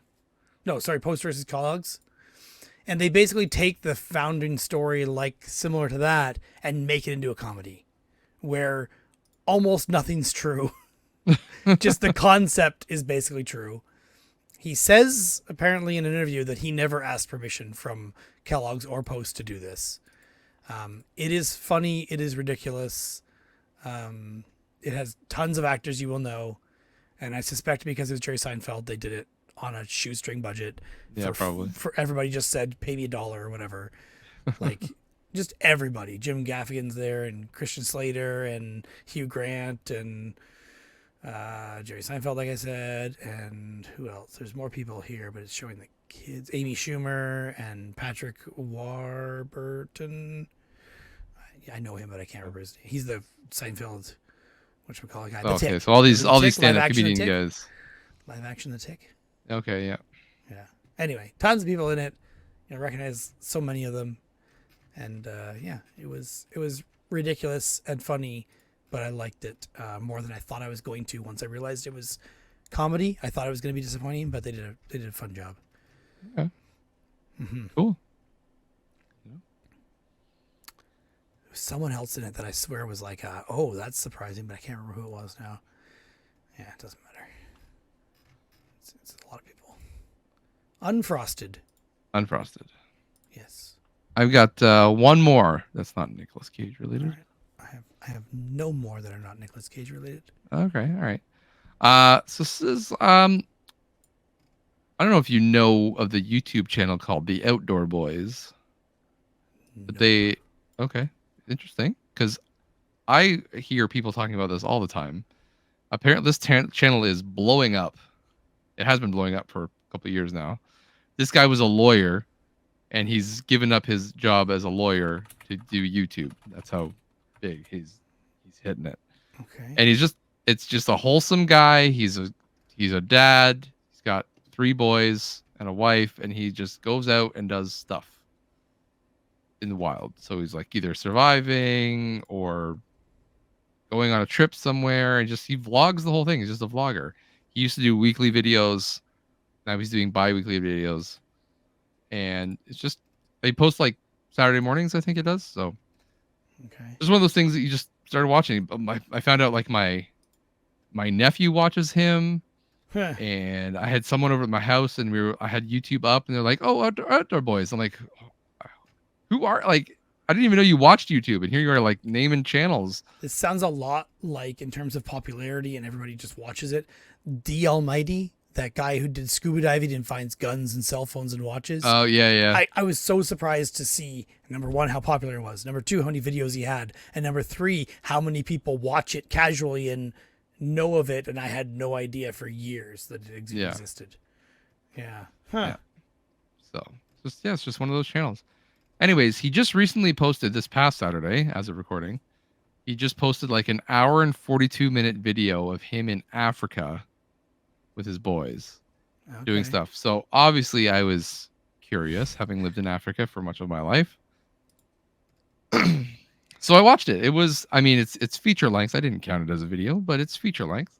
And it's just kind of interesting with the stuff they're doing. Some of the stuff they're doing, I would not have done just because I know the inherent health risks involved. But maybe, I don't know, it's different. But some stuff I'm just like, I don't know about that. But interesting nonetheless. And it's interesting. It's informative. Because I watched that, I had a hankering to watch more Africa stuff because it kind of hit that nostalgia nerve on me. There was a movie that we watched when we were kids. It's from 1993 called A Far Off Place, starring a very young Reese Witherspoon. Okay. Very young, like child actor. It takes place in Africa. I forget where. Somewhere near the Kalahari Desert. And the only reason I know that is because this movie takes place where there are poachers taking over, or poachers that are killing elephants for their tusks, and they're trying to export them, but they're being blocked by Reese Witherspoon's dad. This is a Walt Disney movie, by the way. Yeah, the movie starts. Walt Disney. The movie starts with elephants getting murdered. Good. and poachers taking chainsaws to the tusks. But I should also say the movie, before that starts, the movie comes with a big splash screen saying, "These animals were trained. No animals were harmed. Anything that looks like an animal being harmed is not. They've been trained to do this," right? So I was just like, because it looks pretty real. Anyways, so she gets up to leave one night. She goes out somewhere and she's like sleeping in a cave and she hears gunshots. She comes back to basically find her whole family murdered because the poachers have come to get rid of the competition so they can export their ivory. And then they realize that she's not there, and so they have to. The main poacher is just like, we need to find her, and they find, and the only way out. She's trapped between the desert and the way out, so the way out is the desert. So she has to cross the desert with a visiting friend and a native African, and the trip is just them walking through the desert and the things that go through their mind, or the things that they go through doing that. Mm-hmm. It's a pretty simple concept. Again, I didn't understand the whole like political motivations, or I knew ivory was bad, but I didn't understand the double crossing that happens, things like that. It was just one of those movies. I honestly thought it was boring when I was a kid. A little more interesting now that I'm an adult. So, yeah, another Africa movie. Interesting. Yeah, It's pretty simple. Be added to my list, but it sounds interesting at least. That is A Far Off Place. 1993. 1993. And I remember having a little bit of a crush on, I will say, the girl actor at the time when I was younger, not realizing it was Reese Witherspoon. Mm-hmm. I mean, she wasn't anybody back then, but yeah. Huh. Yep. Cool. All right. Well, Cage time. I bought something. Do you want me to talk about something I bought first? Does it relate to Cage? No. I was going to delay the cage. Oh, okay, you're delaying the cage. It If relates we do to Cage in the middle, then Bill can't shut it off. It relates to the teaser picture I sent you. Yes. It relates directly to, I sent Josh a picture that is just a shiny PlayStation logo with a black mesh background. Mm-hmm. And Josh is like, what is that? The PlayStation 3D TV? Yeah, I have 2 of those, he says. I'm like, no, it's not that. It's not the PlayStation TV. I could not figure it out. I did like a Google image search. I was trying to like get a hint somewhere and nothing. Nothing. Nothing. I have no idea what it is. Have you, the answer is obviously no, heard of the PlayStation surround sound system? Nope. Because I have one. Let's see a picture. Come on. It is literally... I'm trying to bring up good pictures, but of course there's no good pictures. Is it the one for PSP? Is that the one? Nope, okay. It is not. It is for PS3. Okay. Because I know like PSP had like a little docking station that gave it like surround sound speakers and stuff. Nope, not that. It is this guy, which I'm trying to find better pictures of, but of course there are no good pictures of. Random. You can do this. You can get... So this is a PlayStation 3. This is the remote control, which I don't have. And this is the surround sound system, which is literally just a like sound bar. Sound bar. But this is from before sound bars were really a thing. Yeah. Yeah. So, of course, I can't get back to the tab I was on before. That's that. Come on.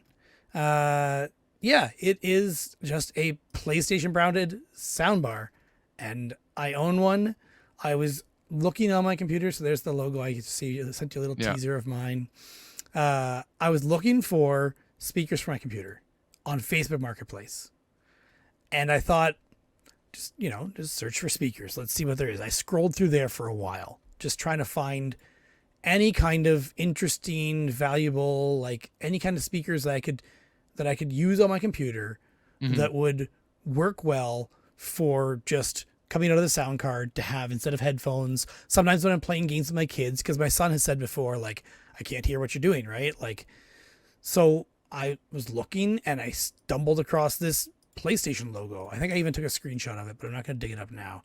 It was just, he just said Sony soundbar. And I'm like, yeah, but that's a PlayStation logo, dude. Like, that's all I could think right away. So I looked it up and I'm like, that's a thing. And there's a whole bunch of Reddit posts of people saying, like, I stumbled across this and I bought it and it's super rare, and people selling on eBay and people on Reddit going like searching eBay for them and all that stuff. And they're out there, but it's not that common. Yeah. I was going to say, I've never heard of it. So yeah, I'm pretty happy that I found this thing, and it works really well too. Like, it takes either optical audio in or RCA jacks. And those are the only 2 options. Okay. It has a few different sound modes. It's just, as far as I know, it's probably just like stereo, but I haven't tried doing anything more. Maybe it has some kind of fake surround. I don't know, but yeah, they call it a surround sound system. So interesting. No remote with mine though, sadly, but I don't really need it. You don't really need one. Yeah. I can do it all through the computer. Yeah. So it's really just if I'm playing games, and it's also coming very handy. I remember I told you when we were together this past weekend that I've been using it a lot, and that's because I've been going through VHS tapes. I've been going through my recorded VHS tapes and just skimming through, marking down timestamps and what shows are there, and if there's any good commercials I want. So, yeah. Cool. Can I ask what you paid for it? Was it a good price? That's a good question. I don't even remember anymore. Damn, I would have wrote that down, but I did not. I don't think it was expensive because I drove to Dune to go get it. Okay. Dune area, which is, for anybody who doesn't know, 20 minutes, 25 minutes maybe. Sony speaker. It's marked as sold. I'm just checking Facebook to see if it's actually still got the price here. Yeah, it was. He had it listed for $30 and he marked it down to $25. Yeah, that's a good price. Yeah. Yep. Can't complain. One of his pictures was looked like a stock photo, and the other one was an actual one with a TV. So I was wondering what the condition was going to be like when I got it, but it looks like it's basically brand new. I'm surprised he didn't have the remote. Yeah. Cool. So now you know what to keep an eye out. Keep an eye out, yeah. That's what I need. If we ever saw the PlayStation logo, we'd be like, oh. Yeah. Because it would fit so good under this TV. It may be a little bit too long for the TV, though. Maybe a little long. Yeah. But still. Probably a lot long. Still cool. probably stick out 4 inches, 5 inches on each side. It's TV. But yeah. So do you remember the Scott Pilgrim book fiasco? Yeah. So there's 6 books. I only got 3. You only got 3 with. Yeah, one of them was definitely damaged, but then when you actually got it, another one was missing or something. No, there's supposed to be 6. I think I only got 3 of them because the other ones were damaged, and they threw them out. Yeah, they originally told you there was 1 damaged, but by the time you got it, there was actually 2. Yeah. Missing. No, 3. I only got 3 of the 3. I only got half the set. Oh, it was 6? Yeah. I kept thinking it was 5 in a set. Okay. 6 in the set. Okay. So I've been working slowly, trying to watching eBay, this one. So I got 2 of the ones, and the last one I needed was number 4. Number 4, by the way, is like the most expensive one because it's like $100 and some if you want it by itself. So I just added it to my watch list on eBay, and every once in a while I get an email saying, "Hey, there's one. Here's one. Here's one." Yep. Anyways, they must have found a batch of them because all of a sudden there was just like one day, like 8 of them popped up, and then they just sold. All of them just started they all posted like 130, and then by the end of the day they were all down to like $40 because everyone just realized flooded the market. Yeah. Cool. So I caved and I bought one just so I could complete my set. Call it done. At $40? $40. Okay. I was waiting to say I got it at 80 and then it dropped lower. No, I waited till the end of the day and I was like, oh yeah, I should probably go in and buy one.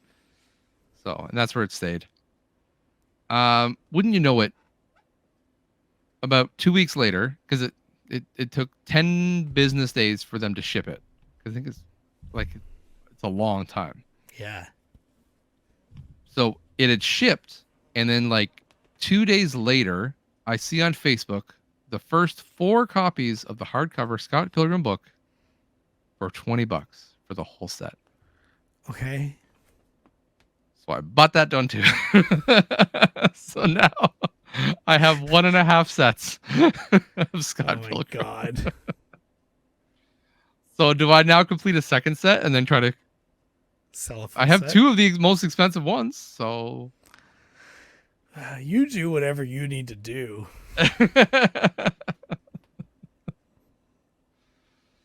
Yeah. Doesn't matter. You complete the set and then one will pop up, or the other half will pop up for the other half $10. will pop up. I know. Yeah. Yeah.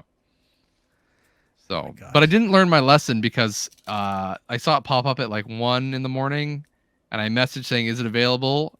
She wrote back right away saying, "Yes, it is." And I said, "I can pick it up tomorrow.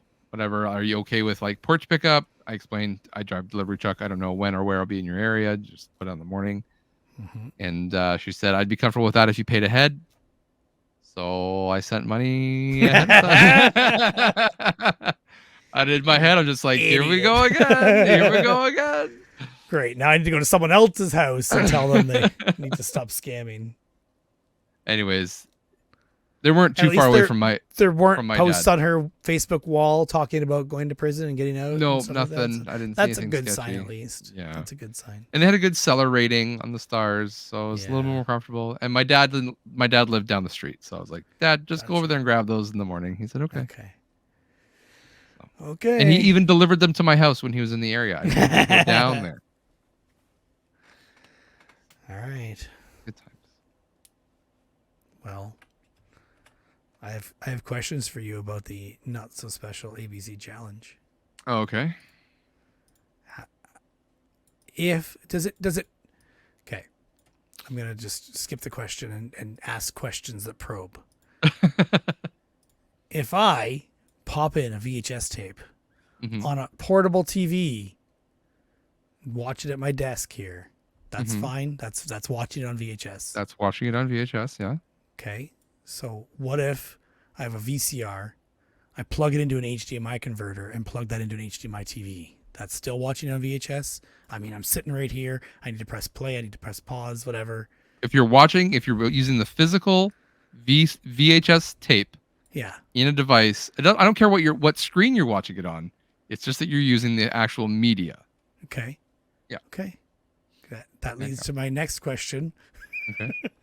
If I have a VCR playing the tape, and a super long cord going upstairs, watching on TV up there, that's fine too? That's fine too. You're still using the physical tape. Okay. So then it should also be fine if I popped the VHS in a VCR. That VCR was attached to a capture card, which sent it to a monitor on a computer upstairs. Because I'm still watching it live off tape. There's no save. If it's live off the tape, so I'm saying that counts, as long as it's not. You've recorded it. You've recorded the VHS to a digital file, and then are watching the digital file. Yeah, not recorded. Live streamed. Okay. If I want to go pause it, I got to walk downstairs, walk up to the VCR, press pause. Okay. But you have to be watching it. It's not like I'm watching this while doing something else, and then I leave the room and it's playing. Well, people do that all the time, watch stuff. And that's not watching the movie then. Well, you watch the movie and you mark it down as watched when you streamed a movie on your TV, but you went and got a bag of chips, came back, went and took a piss and came back. You don't pause the movie when you go to the bathroom? Well, it depends. Not when it's on VHS. Clearly. Because you got to pause it. Exactly. That's the whole point. The next step to this is if I hook it up, VCR, to a capture card, which goes into OBS, and I play that from my phone. No, because you're streaming it. But you said it was fine if I was streaming it to a monitor. No, because it's physically on a cord going up to your monitor. This is still physically going through a network cable going to my monitor. No, but then it's going through the air onto your phone. So now it's streaming. But if my phone was plugged in, it'd be fine? Plugged into Ethernet, yes. I still playing it through the physical media. It's still playing off the VCR. I still need to walk over to the VCR to pause. This gets muddled. I don't like it. I mean, you make it. That's up to you. I don't like it, but I can't stop you. I watched half of Snake Eyes physically here on the TV hooked up to a VCR. That's it. Okay. The other half, I was watching on my phone. Okay. Probably doing dishes. So it was sitting in front of me at the sink. Okay. All right. I mean, yeah, if you could take it. If you take it, if you want it. I'm not. It's not here to like. I don't want to argue semantics. That's no fun. In a way, my mind went to, okay, now what if I did the exact same thing, but I broadcast it over Discord and other people watched it off my VHS tape? No, because that's for sure them streaming it, right? Yeah. Well, yeah. And they're not in control of VCR either. Yeah. But, yeah. And that doesn't count as a theater then either, Fugel. I wasn't going to go that way with it, that's for sure. Anyway, I watched Snake Eyes with Nicolas Cage. Ah, all right. I didn't write myself notes for it, and this was earlier in the month, but it was a neat idea of a way to shoot a movie. I feel like at times it took away from what it was actually doing, though. Okay. It almost felt like they were overcomplicating the way they presented it. Okay. It wasn't necessarily detrimental. It didn't feel like we forgot things or anything like that, because they bring it back to you. They show you it, and that helps you remember what was going on from the other point of view and stuff. So I don't think it actually was detrimental in any way. It just felt like they were maybe trying too hard. Who is this movie directed by? That's my next question, because it felt like they were really trying hard to be special. Directed by Brian De Palma. Brian De Palma, yeah. It's not a bad... I'm going to send you a link on Discord, because shortly after I watched it, this popped up on YouTube, and there's been a channel that I've been watching pretty regularly. I don't know if you know Joe Blow. Nope. Joe Blow on YouTube. Nope. He does a lot of like, what happened to this, or what the fuck happened to this, and it's just kind of like a deep dive into the production history of like, how did this movie get made. So it was funny that I watched Snake Eyes, and then literally a few weeks later, he made a movie about Snake Eyes. That's pretty funny. This will explain a lot of what happened on that movie. Okay. And why things are a little bit weird, and why things don't really make sense sometimes. Now you're making me want to watch all his videos, Because I see It's Bad good. Boys 2, Yep. Airplane 1 and 2, Yeah, they're good. He does good. Terminator, Conan. Yeah. Joe Blow. Interesting. JOBLO. What happened to Epic Mealtime? That's I'm interested in that too. They had it made, man. Anyway. There you go. Yeah, Snake Eyes is good. Decent. I see we both marked it as a B. Yes. I debated doing C and I'm like, no, it was a decent movie. It's fine. It's decent. He is cagey in it Yeah, at times. So he's a little bit a little bit. And the chasing women there. and all that stuff. Even just his shirt should make it cagey enough. Just that alone. Yeah, he's way over the top for sure. For sure. All right. Yeah. Yeah, I've seen a lot of movies on this Brian De Palma list that are like ones that I've been meaning to watch. Brian De Palma is one of those directors, right? But then there's Mission Impossible in there, and I'm like, ugh. That's the good one though. I know you're just on the Tom Cruise vendetta, but yeah. Well, Dressed to Kill, I kept hearing was a decent, weird movie, and then Untouchables and Carlito's Way I always hear about, and there was something else I saw there. Mission to Mars, I think. Apparently, I think Brian De Palma also did a big. Was it Star Wars? Like George Lucas showed like a screener to Steven Spielberg and Brian De Palma and whatever, and they're all a bunch of things. And Brian De Palma did a huge critique on it and changed George Lucas's view of it. I think it was Star Wars. I may be mistaken. It might have been something else. Wouldn't surprise me, but yeah. I remember it was something in there, and he changed how a movie was presented for the better. So we can thank him for. It says there's a cultureslate.com says how Brian De Palma contributed to Star Wars. There's so that would probably be it then. Yeah. Hmm. Well, I also watched a Nicolas Cage movie. Yeah. I watched mine on VHS thanks to you lending me the VHS. I can't even see what that says. Can't even read it. Come on. You're not using a VHS camera. Wind Takers? Wind Talkers. Wind Talkers. Why do I not remember seeing this in the list? I mean, it's only a few up there. This is another Nicolas Cage World War II movie. Surprise, surprise. I had just come off of Captain Corelli's Mandolin, where he plays an Italian soldier in World War II. A second one where he plays Italian, yeah. Yeah, the second one. So this one, he plays an American soldier, but he's got to throw it in there. Oh, I'm Italian. When he said it, I just laughed. And that's something I would never know if I wasn't doing this, because I would have never seen the other movies where this is just a trend. He said, "Oh, it used to be." I forget what his name is in the movie, but hold on, Joe. Yeah, Joe Enders. He's like, "Oh, it used to be something else until some border guard got a hold of it or something like that." Oh, so, interesting. Anyways, it was just one of those funny things. So this is. I wanted to say that this was coming out almost in response to Saving Private Ryan. Like Saving Private Ryan is viewed as like one of the greatest war movies ever made. I won't deny that. So when Wind Talkers was announced, I remember it being released, and I was like, "Oh, that'll be good." It's an American war movie written about the Pacific Theater against the Japanese, directed by a Chinese Hong Kong action movie director. Oh, okay. John Woo.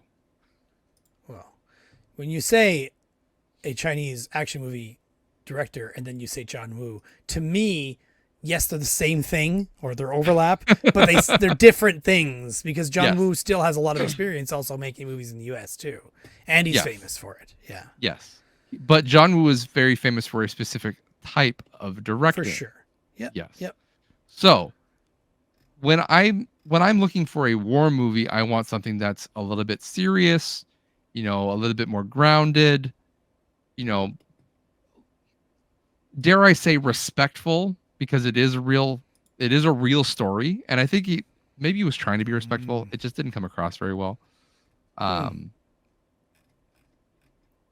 was trying to find one of these, like, I was trying to find another Joe Blow video, like what the hell happened to Wind Talkers kind of thing.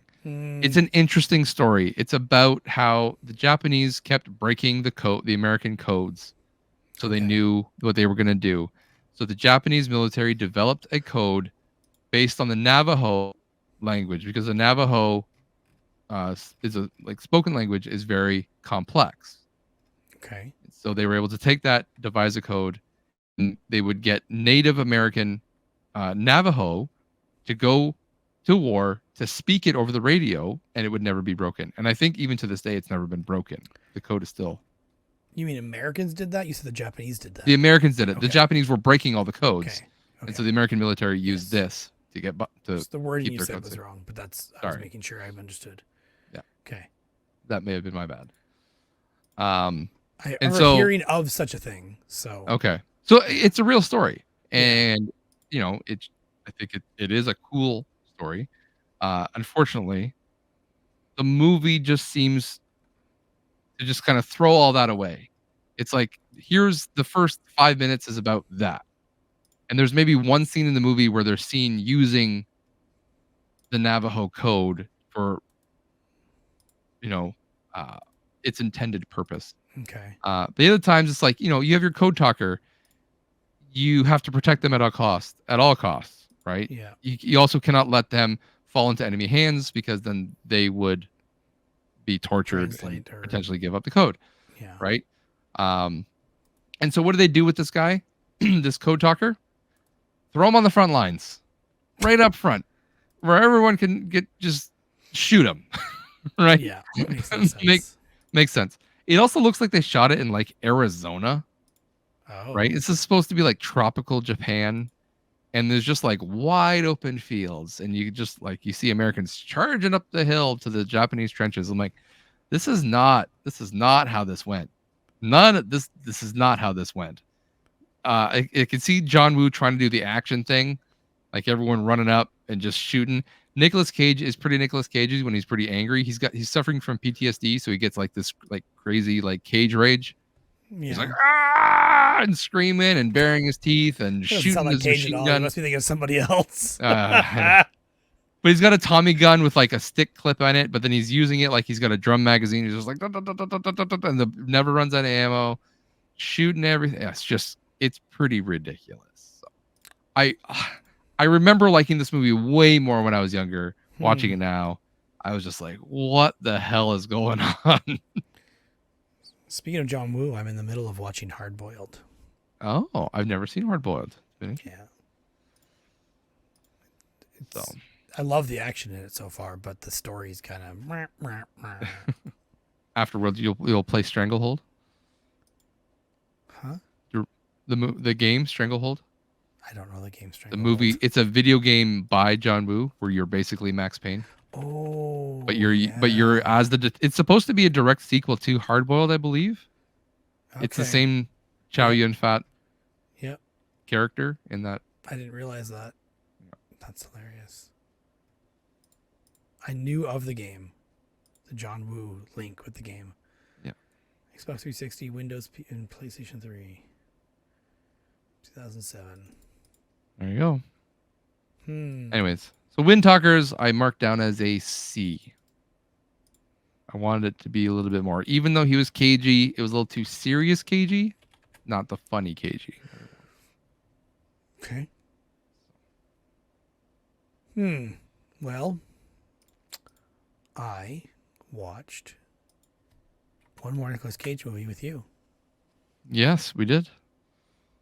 Do we want to run this at the end, or do we want to? Maybe. It makes logical sense because we had to explain make why we watched sense. The movie Chronologically, it makes sense. Yeah, logically even. So this was our big off-road weekend. It was.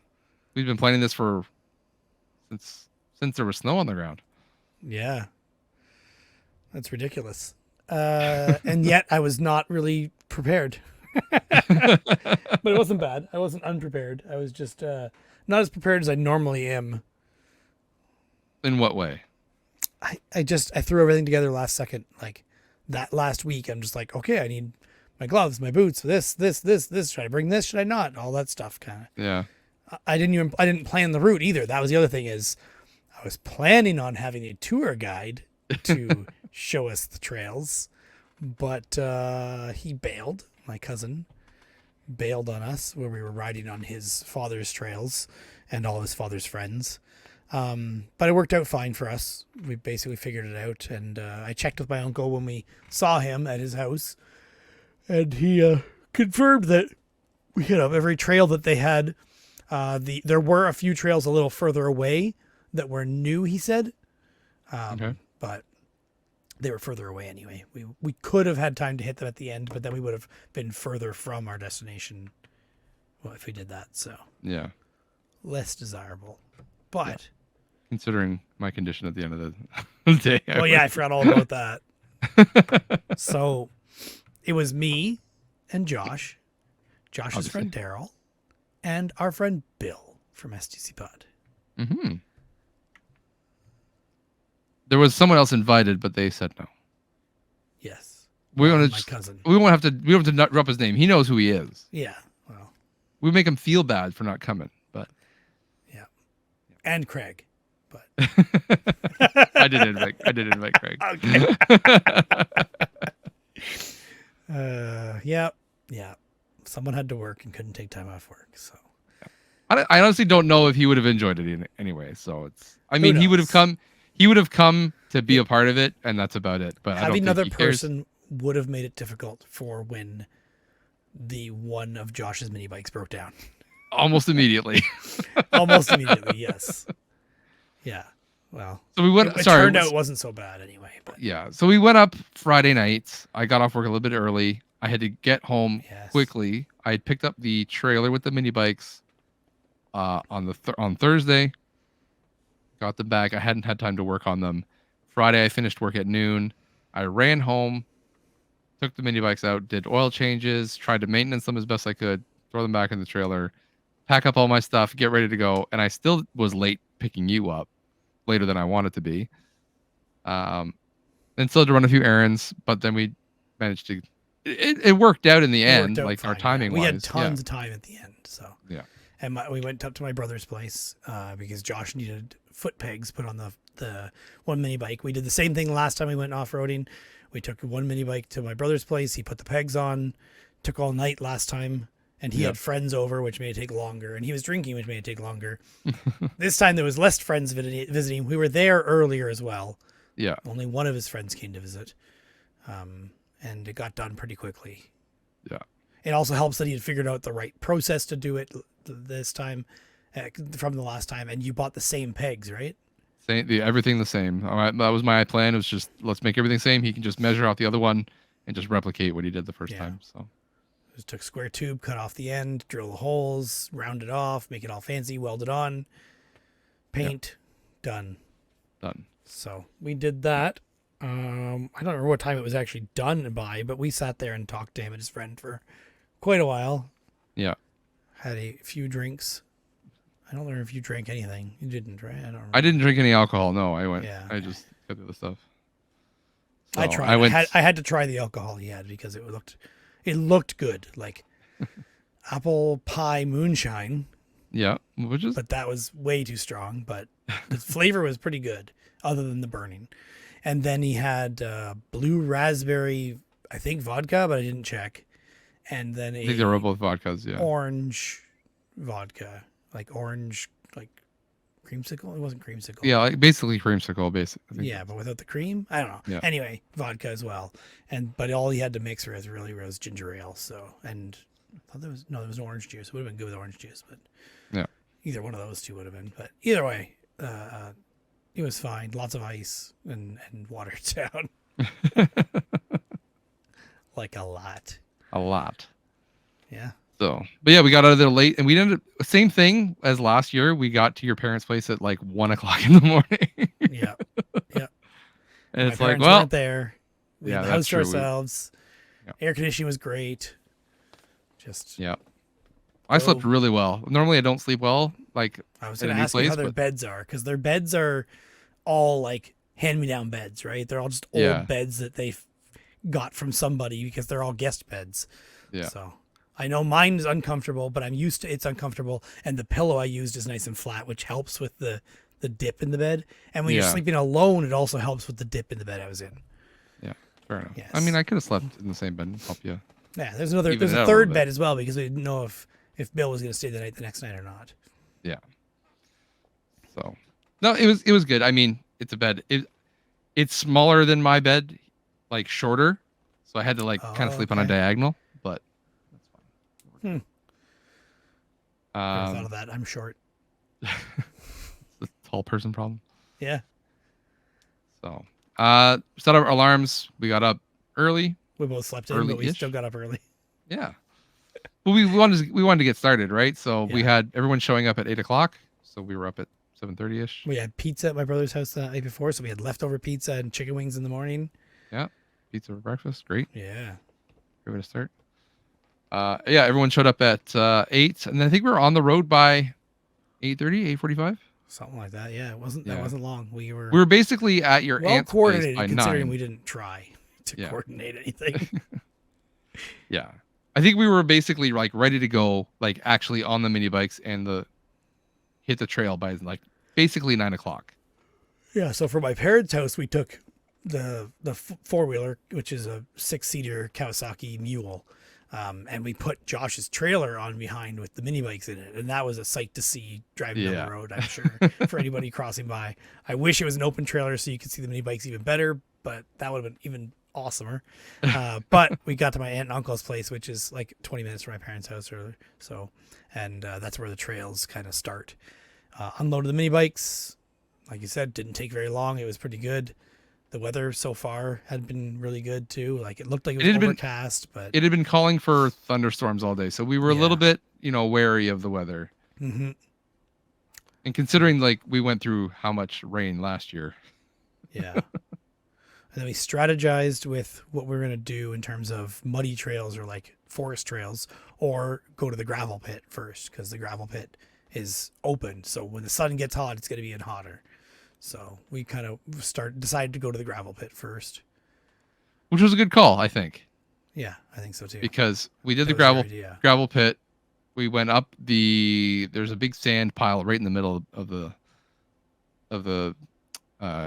gravel pit there. So we went up the sand dune. Daryl and I were on the mini bikes. You and Bill were in the mule. Yep. And then so we did the loop up and down. And then before we even got started, Daryl was on his way up again with the other mini bike for the second time. The one you've got less riding time in on. Yes. Right? Yeah. And it just stopped moving. It just went and that was it. So so we thought it was a clutch because But before that, he had popped the chain off once at the back. Yeah. And he had already fixed it, no problem. Mm-hmm. And he got him going again. So we knew there was something weird, but we just assumed the chain's going to pop off. It's going to pop off at the back there again, and he's going to be able to fix it with his hand again. Yeah. So the fact that we just hear it going like at the front, we're just like, oh, that's got to be the clutch. Yeah, we assumed it was something worse, the clutch. Because it would almost like sometimes catch and then let go, and we're just like, that seems like clutch, like a bad clutch, like it wants to go and then stops. Mm-hmm. Seems weird. So we had to load it back into the mule, back to your. We had rode them from my aunt and uncle's place, the 2 bikes and the mule, to the gravel pit. So we had to, which is not load far. one It's like up. less than 5 minutes away. It just meant moving all the bins and coolers stuff all from the mule in the back seat, in the back of it to the back seat. No, from the back seat to the back. No, it was into the back seat. We had to make room for Daryl anyway. We had to make room for Daryl basically. Yeah. And put the bike in the back, and then get that back to my aunt and uncle's to the shed to work on it, which worked out well anyway. Yeah. So we pulled the cover off, and we just saw that the chain had come off the front sprocket because there's a jack shaft between the 2 chains. There's a chain running from one to the other, and look up what a jack shaft is, and you'll see what I'm talking about. So we basically just threw that back on. We figured out, and then we tightened the chain so it wouldn't come off again. Then we were good to go, which is good because otherwise we're looking at like an hour to 2 hours to go find a clutch. Hopefully we can find the clutch that's the right size. Yeah. Get back, switch it over. It wouldn't take long to switch it. It's just the time to get back, get to And where we we didn't need have to. a car there, so we had to borrow my aunt or my cousin's car that was at the house we were at, because my vehicle, or sorry, Josh's vehicle, I didn't even bring a car up, was about 20 minutes away at my parents' house. Yeah. So, but thankfully that was not that. Quick It fix, wasn't an issue. yeah. So, And luckily had Daryl mechanic there. yeah. Not that you or I couldn't have done it, but He could do a lot faster. yeah, and more correct maybe. I don't know for sure. Yeah. But So, but after that, then we went back to the quarry and we're running around and fun. And there's trails right there that we managed to yeah, hit. they as all well, connected so. to the trails. Yeah. And so it's all just one big loop. We hit a couple of here, around, turn left, turn right, turn around, go back, hit the other way, and then we just came right back out where we started again. So it was good. I still haven't saved that map yet to make a Google map of it. There you go. Mm-hmm. I'm interesting to hear like what our total kilometers were, because the mini bikes ran the whole thing. Yeah, and if I have my phone here somewhere, it'll tell me quickly in that app. I think I had to move the phone because of getting that VHS. Oh yeah. Otherwise, starting that up is not hard, and it usually opens that map right up right away. And then statistics shows us we did 84.4 kilometers total. Ooh. Now, the mini bikes didn't do the part from my parents' house to my aunt and uncle's house and back. Yeah. That was in this track, but Still. 8 hours and 53 minutes total time. Yeah, it was a long day. Hence why was Josh fun. fell asleep on the way home. In the Kawasaki, which was revving like crazy to get the trailer back to my parents' place. He falls asleep. I was so dead tired, man. Like, again, the mini bikes are great. I wouldn't want to do it any other way. If I had a choice, like if I didn't have a choice, sure, I would do the Kawasaki. That'd be fine. It'd still be fun. But if I had the choice, I would ride the mini bike. I'm very surprised again at how capable they really are. At least the one that I was on, the one that Daryl was on. If it had better tires, I think it would be way better. But the way the tires were grooved, I totally agree. That rear tire is backwards. All you need to do is flip that around, and it'll help. Yeah. Because every time, like you picture a V, and when that V is going into the mud, it forces the tire to slide left or slide right. If it went the other way, it would force the tire to stay center instead. Yeah. Yeah. So anytime he hit any kind of mud, he would just go left or slide right or whatever. And every time I was behind him, I was just laughing because he was just like he'd hit the smallest little thing and just go veering off into the woods and hit a tree. Yeah. It just made me. We're not going fast enough. He's not going to get hurt. But it's just really funny. When we got on the second trail, I don't think it was the first, or maybe it was the first one at the rock place. Yeah. The rock pit, gravel pit. Maybe it was there. Anyways, we came up a hill. There's a bunch of tree roots. I was in front, or you were in first, and then I was behind you, and then Daryl was behind me. We're kind of up top of the hill, and right away, like the first time we went into the woods, we were way too bunched up because I was faster than Daryl. You were going slower than Daryl, so he was braking to stay behind you, and then I was trying to. We were way too bunched up, and so when I caught up to Daryl, I'm like, we need to spread out because we're just gonna crash into each other at this point. Yeah. So we managed to spread out. I went ahead because I was a little bit fast. I was faster than him anyway on the trail, so it made sense for me to be in front. And I hit the top of the hill where there's a bunch of exposed tree roots. I stopped because I was catching up to you and I wanted you to get ahead. Daryl was watching the trail and not that I had stopped, and so he looked up, saw that I had stopped, hit the brakes, but the back tire is skipping over all these tree roots, and he just goes like head first over the handlebars. I just turn around and he's laying on top of his mini bike. I'm like, "Are you okay?" And he's like, "Yeah, I don't know what happened." And we had Bill with the camera as my passenger, but a lot of this stuff happened either too far ahead that we couldn't see or behind us. Yeah. That was the first wipeout, and then that was his only wipeout technically. other than when he went into a couple of trees, but he didn't fall over. And then I wiped out, I don't know, maybe 30 minutes later, just on some stupid little slick thing. I just kind of like fell over and then picked myself up. It wasn't anything spectacular, not like last time. So, but yeah, that was as far as injuries. But yeah, the trails were good. Again, those things handled it really well. I think like we were faster than anything out there. The mini bikes were. Yeah, you got through the trails faster than me. Mine's just too wide, and I need to choose my path well. Yeah. So I don't hit a big bump or whatever. It doesn't help that I'm carrying all the stuff in there, but yeah. Like I could have gone faster, but the Cowie is not very good ground clearance either. Yeah. So.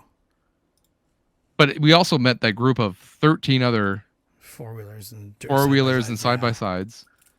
And we were still going faster than them. Like not on the road, obviously, but anything we hit the trails, like we were definitely going faster than they were. Yep. You guys can easily avoid all the mud, and you did most of the time. We tried. There's footage. I wish you guys had seen that hole me and Bill went in. Because if we had gone down the middle of it rather than just one wheel in, or like the one side in, we may not have come back out. And my uncle was warning me about one near there. After we talked to him, he's like, "Yeah, make sure that you don't hit that hole right out here, about here somewhere." I'm like, "Oh, you mean right there?" I'm pretty sure we hit that with one side, and we were 45 degrees on an angle. Like, oh wow! And Bill said he thought my head was going to go in the water before anything else. Like, I was just gunning it because I was in 2-wheel drive and high range at the time, and I did not want to stop to try to shift. Yeah. I mean, I could have shifted into 4-wheel without stopping. That's automatic, like electrical, but I still don't want to do it under load if I don't have to. Yeah. Yeah, I wish I had taken note of where that was or taken a picture of it, because I would have liked to go through it again. Yeah, you should have. Get some... I believe I know where it was. Be really interesting if I had, like, the waypoints to track my speed and you see me going fast and all of a sudden slow down. Yeah. I was avoiding most of the puddles when I was trying to catch up to you guys, but that one spot I wanted to try and just put one wheel in. I'm pretty sure I know where it was. It was it was when we turned around, because we hit that road and then we turned around and you and Daryl were doing the donuts. It was right before that. So okay. Pretty sure I know where it was. We should put some in at least. Yeah. We should put some footage up maybe on the Twitter or somewhere where people can see what we were doing. Yeah. Next in July. We'll do it in July. We don't do it right now because we'll spoil it, but maybe the 2nd or 3rd of July we'll put some up so people can see what we're doing. Because I won't remember. Yeah, that's fair. Well, I have access to the thing. I can. Yeah, you do. Yep. So. Yeah. Yeah, really fun. It is, again, it's tiring. I think Bill didn't drive anything. I was trying all day to try to get him to drive something. Yeah. But he wasn't having it. No. I was thankful he was there to take pictures and record video, though. I don't know if he wanted to take pictures, but I was like, he sounded like he really did, actually. Yeah. Oh, okay. Yeah. I felt like I kind of forced it on him. I didn't want him to, but if he didn't want to, he didn't have to, I guess. No, he did it quite a lot as well. Yeah. Which is good. I did get you to ride the mini bike.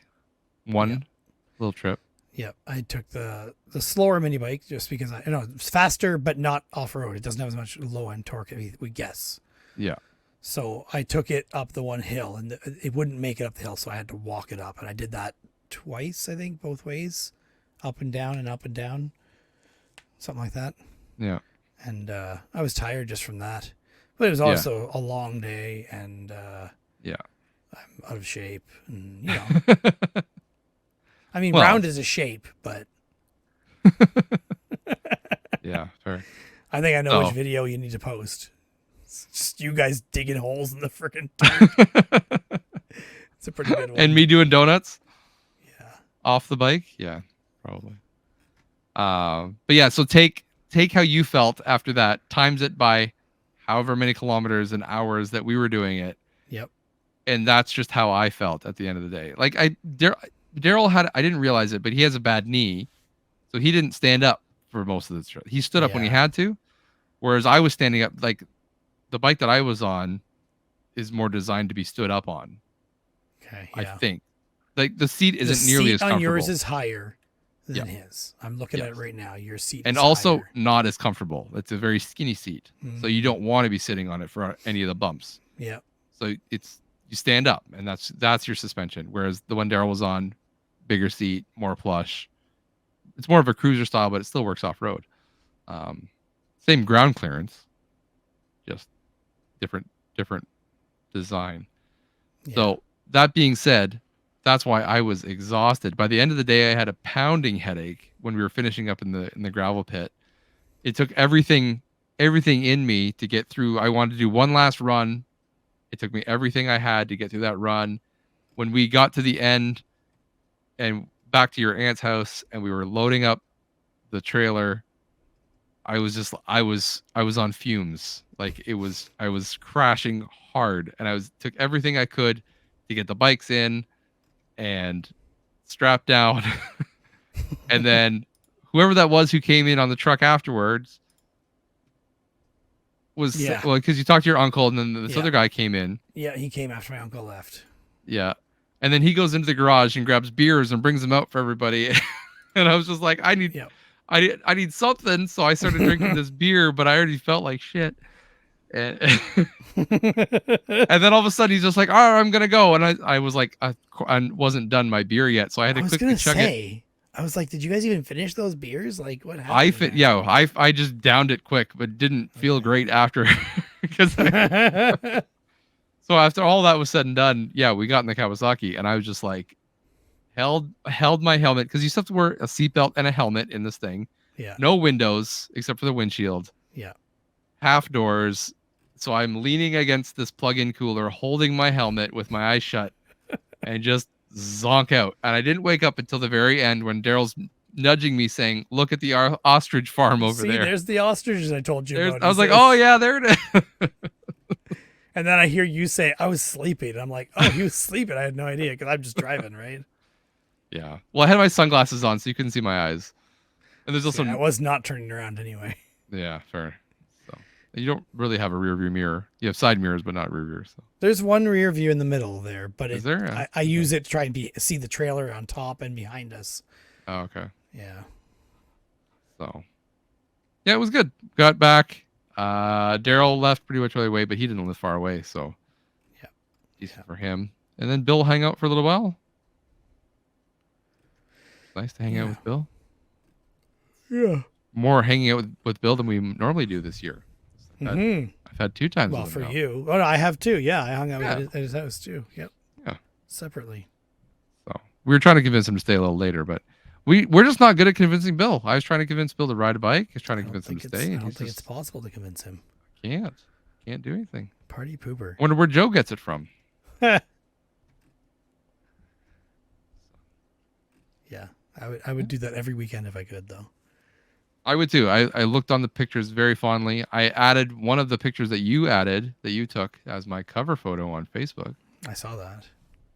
It's a good action shot. Take it as it comes. Yeah, I wish I had taken more pictures, but it was hard. That's always the thing, right? Like, you never can. And video, unless we get like videos. I'm like, I don't see any really good videos. There's a couple that are decent. There's a couple good ones. Yeah, it's almost like we need to put GoPros on the car or something. GoPros on the car, or we need to again have like I think every time we should have like a dedicated like photographer, videographer, whatever, someone who could just dedicate to taking the video. But then we need to coordinate a little bit better, because the one problem with Daryl and I being so fast is we just take off. Yeah, because that's part of the fun, is just going, and no one can keep up. So either someone has to go out ahead and take video of us coming, or we just need to stagger more, or see, oh, that's cool. Okay, let's stop. That person walk ahead, take the video of it. But then you're not really moving that much. You're mostly taking video. So it's a bit of a trade-off. If it's mounted on your helmet, it's not so bad. But but you're also not getting the scale of it either, though. Yep. Yeah, especially with the GoPro and wide angle and stuff. Yeah. So. And while we were at my parents' house, we decided you and I should watch a Nicolas Cage movie. Yeah. Too bad Bill didn't stay. Did we watch it that night, or was it the night before? Yep. It was my God. Yeah, we didn't watch it the night before because we didn't get home till 1. Yeah. Yeah. Yeah, I had my power nap in the mule, so I was okay. Good. By the end, I had some food, I had some some pills in me. I was feeling good, so that's good. So came back around. We queued up Plex and we watched Sunny, which was the next one on my list to watch because I'm watching them in chronological order. Yes. Release order. Yes. 2002's Sunny with James Franco. Mm-hmm. You marked it as an NA. I forgot about that. Because I did mark it as an NA. Cage is in it, but he's kind of a cameo. He's not in it for long, one scene. And he's also director, you said, right? So it got marked. Yes, he's the director of the movie. So that's why when you look up Nicolas Cage movies, it comes up. I guess technically, yes, he's in it. That's what I went by, is what movies he acted in. Yeah. But he's not really in it much. He's not really in it. I wouldn't say he's in it. Acid Yellow. Yeah. So what did you think of this movie? I don't know. It was an odd movie. It was a bit odd, yeah.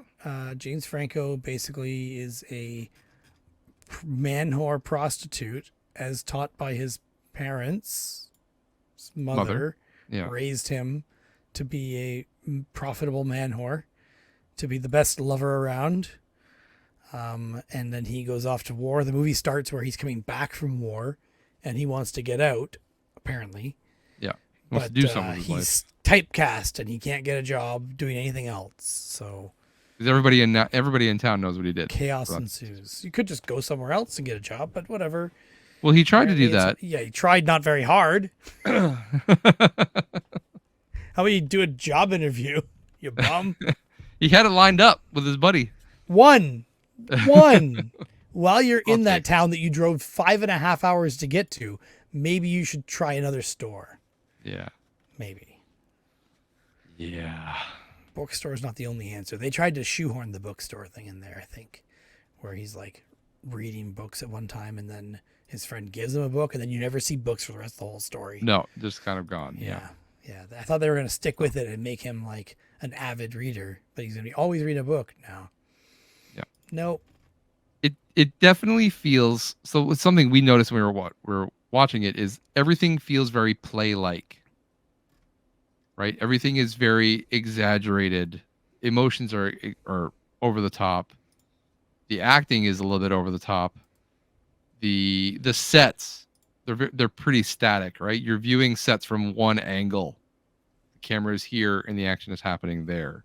It's not moving around the room very much. So it feels very much like a first-time director's movie, which I believe this is Nicolas Cage's first director.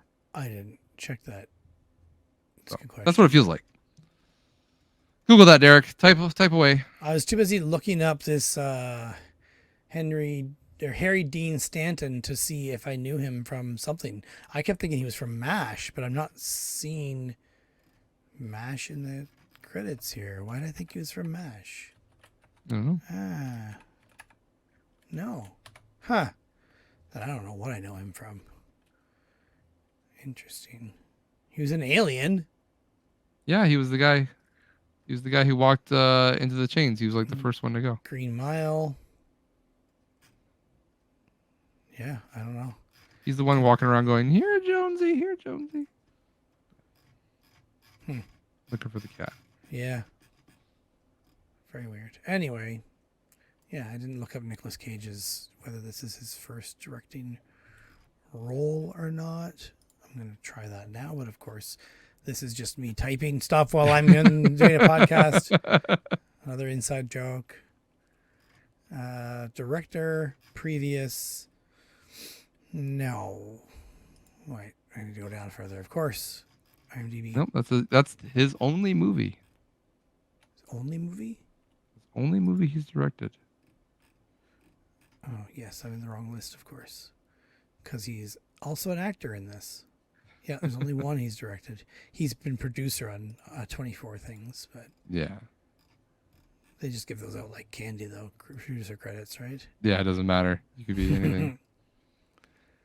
So. Yeah. Yep. It's his only movie from 2002. It may stay that way. At this point, yeah, I think he's realized he's got a different cachet, so that's what he's being known for. We also didn't mention that Bill and I saw deer when we were off-roading. Two deer, actually. I was going to scope out some trails. Yeah. We were going to scope out some trails that a doe and a fawn even. Scope out trails that I had previously used when I was a kid, like in that area. And they were all three paths were grown over and not trails anymore. One was blocked with a whole bunch of rocks that someone clearly piled there to stop people. But on the one trail, we pulled in and this mama deer and her baby were there, and they stared at us, and then the mom ran, and the baby took a few steps and then stopped and just ducked down. And the mom's like, "What are you doing, man?" She's way over on the other side. So I turned the motor off on the Kawasaki. Bill grabbed the camera, started taking some pictures. I grabbed my phone and started taking some pictures. And then we waited for the baby to go back over to the mom. And then they ran away together. Yep. Good. And this hunting, or these trails that we took, are mainly hunter trails that were made by my uncle and his friends. And they have deer stands everywhere. I don't know what deer season is anyway. And I was not planning on telling them about us seeing a deer. So yeah, I don't think it's deer season anyway. Does would definitely be out. Yeah. Well, do you remember what happened on the way home from our off-road trip?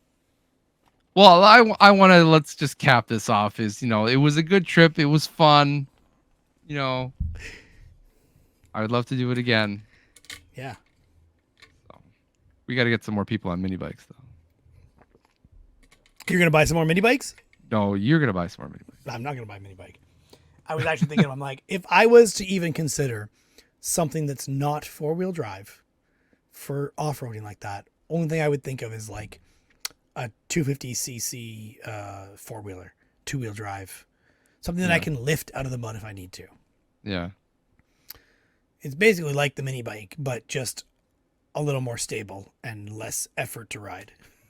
But the effort is what makes it fun. No. The off-roading is what makes it fun and the challenge. But yeah, I don't want to be falling asleep on the way home. Well, you don't have to run it as hard as I did. Yeah. Yeah. No. Good. Yeah. I can't afford to buy a new mini bike right now. Why? Whatever do you mean, Josh? Jeez, man. Is there a reason behind that? There is. There's a reason behind that. So on the way back, share with them the reason. On the way back, let's start first about. We always have this thing. I shouldn't say always. It's because it only happened once before. Last year, trying to tie the mini bike down to the carrier, like we just had issues. Like we just would not stay tied up the way that we tied it. Right. Yep. We had to stop like 3 times last year to retie it. So this year, I was just like, let's not do this again, where we're stopping every half an hour to retie something or whatever. So we started driving with the trailer, and I noticed that first you tied everything in good. And then I threw a monkey wrench in your situation. I said, oh yeah, my parents have an electric smoker they said I could take home. Okay, you think we could fit that in the trailer? So we had to remove a ratchet strap, and we fit it in the trailer. Yes. Yes. So on the way driving, I noticed, I perceived, I don't actually know if it was, but it looked like the one edge of the trailer was being pushed out. It's just like a piece of like thick vinyl. It's not heavy duty aluminum or anything like that, or steel.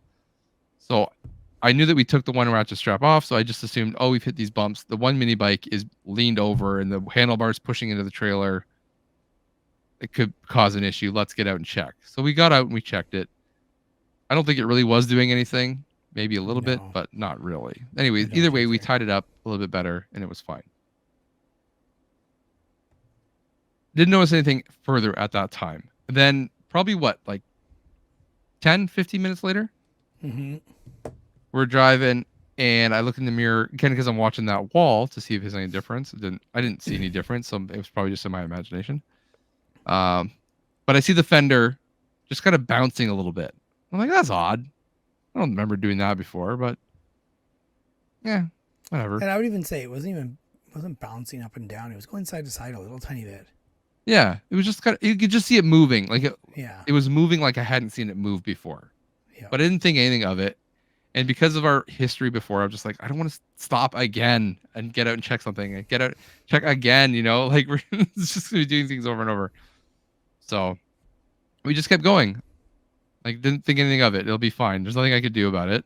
I don't have any way to fix it. So whatever, we'll just keep driving. Well, I should have pulled over and checked it because what, maybe 15 minutes later? Yeah. Something like that. 15 minutes later, I hear wham! And I look behind me and I see my fender flying off behind me. It got caught under the tire of the trailer, flipped up, and hit the car behind me. And then they swerved out of the way. Of course it would hit a car behind me. They swerved out of the way, but it still hit them. And then, yeah, I saw them pulling over and I pulled over and got out and checked. And sure enough, the fender had hit just the passenger side, just missed the headlight, thankfully. Thankfully, no one was hurt. That's the first thing. Thankfully, no one was hurt. Scraped the bumper and dented in the fender right by the headlight with a little bit of damage.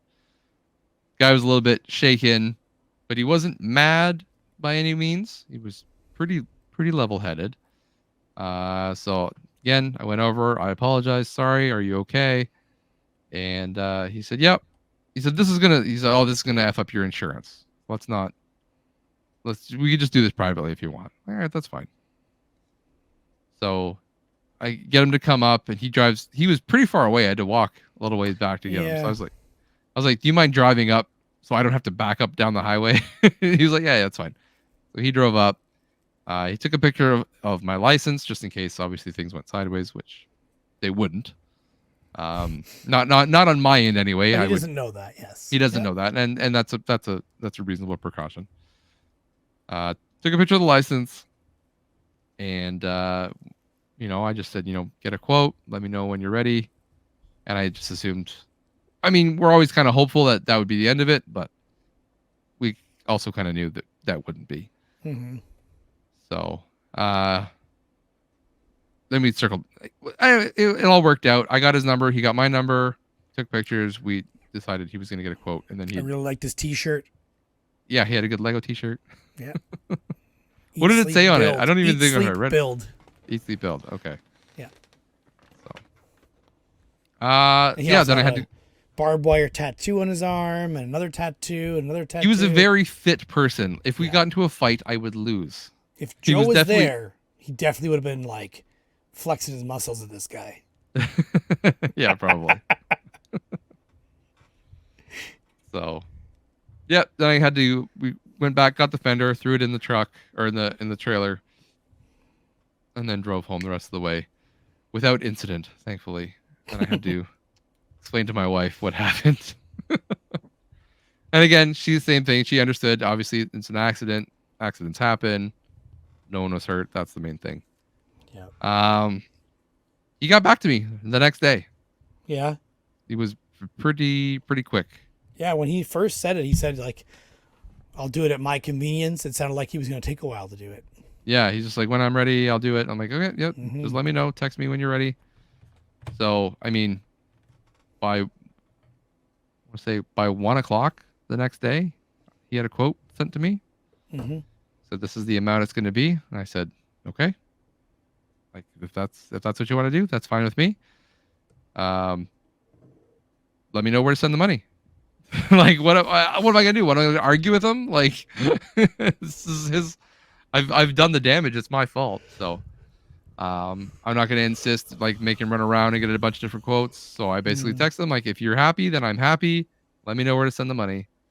So he said, this is the amount. So I sent him the amount, and I also sent him an extra $100 on top of it, because there's always going to be more expensive, whether it's going to be, you know, a rental car, or it's going to cost a little bit more, or whatever it is. So I basically said, here's an extra 100.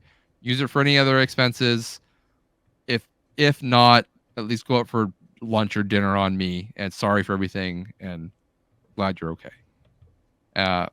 Before, and then I also said, you know, after this is done, actually before I even sent the money, I said, if, you know, after I send the money, can you send me basically some kind of statement saying that the matter's been settled and it's done, like it's over, basically, like freeing me out of being held accountable past this.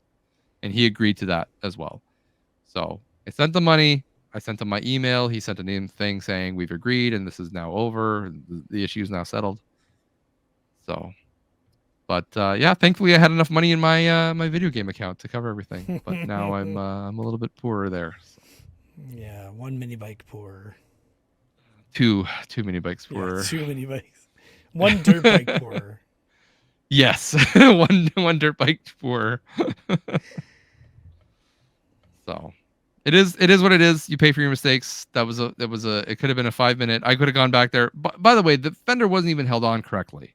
The guy I bought it off of, they just used self-tapping screws, and they just worked their way out of the wood, I guess, and just fell off. I should have checked. They should have been bolted or welded on, and they weren't. So I could have gone back there and just ripped the fender off in 2 minutes and saved myself all the hassle, but I was lazy and I paid for it. So. Yeah, I had some tools in the one box too, but yeah, I don't think it would have fixed anything. We didn't know, but we could have just zip tied it. Probably would have made it home, but yeah, but again, I assumed it was big bolts, not tiny little self-tapping screws. It's the same thing. I was like, oh, it's bolted, like it'll be fine. It's not going anywhere. It looks like at one time there were 4 self-tappers in there. Because it was 4 holes, but there was only 2 left in there, and they were basically rusted and stripped out. Yeah, wasn't anything holding it on. So that is next to be fixed. Next time I go to my parents' house, take some bolts with me. Or my brother's house. Yeah, that's a little bit further. I'm sure I could weld it to some degree. I'll probably bolt it and then put some form of weld on it just to help it. Won't be great, but it'll work. Yeah. Bend that fender back to the right shape too while you're at it. Seems all right. It's pretty heavy duty metal. It was leaning before, like it was like tipped outward or downward. Anyway. Oh, but that also could have just been how it was mounted. That's possible, yeah. Or the fact that the screws were not there at all. Yeah, nothing being supported. Yeah, it's possible. Yeah, you make mistakes and you pay for them. There you go. But, yeah. It's late. My God. Yeah. Other than that, great trip. Do it again. We'll use my other trailer from the garbage that's broken. See what I can damage with that one. At least that one you've gone over. Yeah. Well, maybe you just drive behind me so I can just hurt you. Oh my God. I'm going to make you drive next time. You can drive with the trailer. How else am I going to carry a 4-wheeler or a mini bike or a dirt bike? Exactly. Well, that's an episode. It is. And I told you it was going to be 2.5 hours, didn't I? Yeah, see? I was trying to stretch it to 3. We've been kind of going, short the past couple episodes. So trying to drag this one out a little bit longer. That's okay. My tiredness appreciates it because I'm pretty tired. And we also started later. Yes, we did. And then even later because of my computer problem. Sacrifices must be made. We'll get there. So, well, sorry, this is your episode. You end it. Sorry, I forgot. You end it. No, go ahead. No, it'll never end if I have to end it. I'll just. I'm waiting. I'm waiting. I'll just say cha-ching and stop recording. Sounds good to me. All right. We'll see you all. Happy Canada Day. Happy Independence Day. We'll see you all in August. Jeez, August. Can you imagine this coming up? July's going to be a busy month for me, too. All right.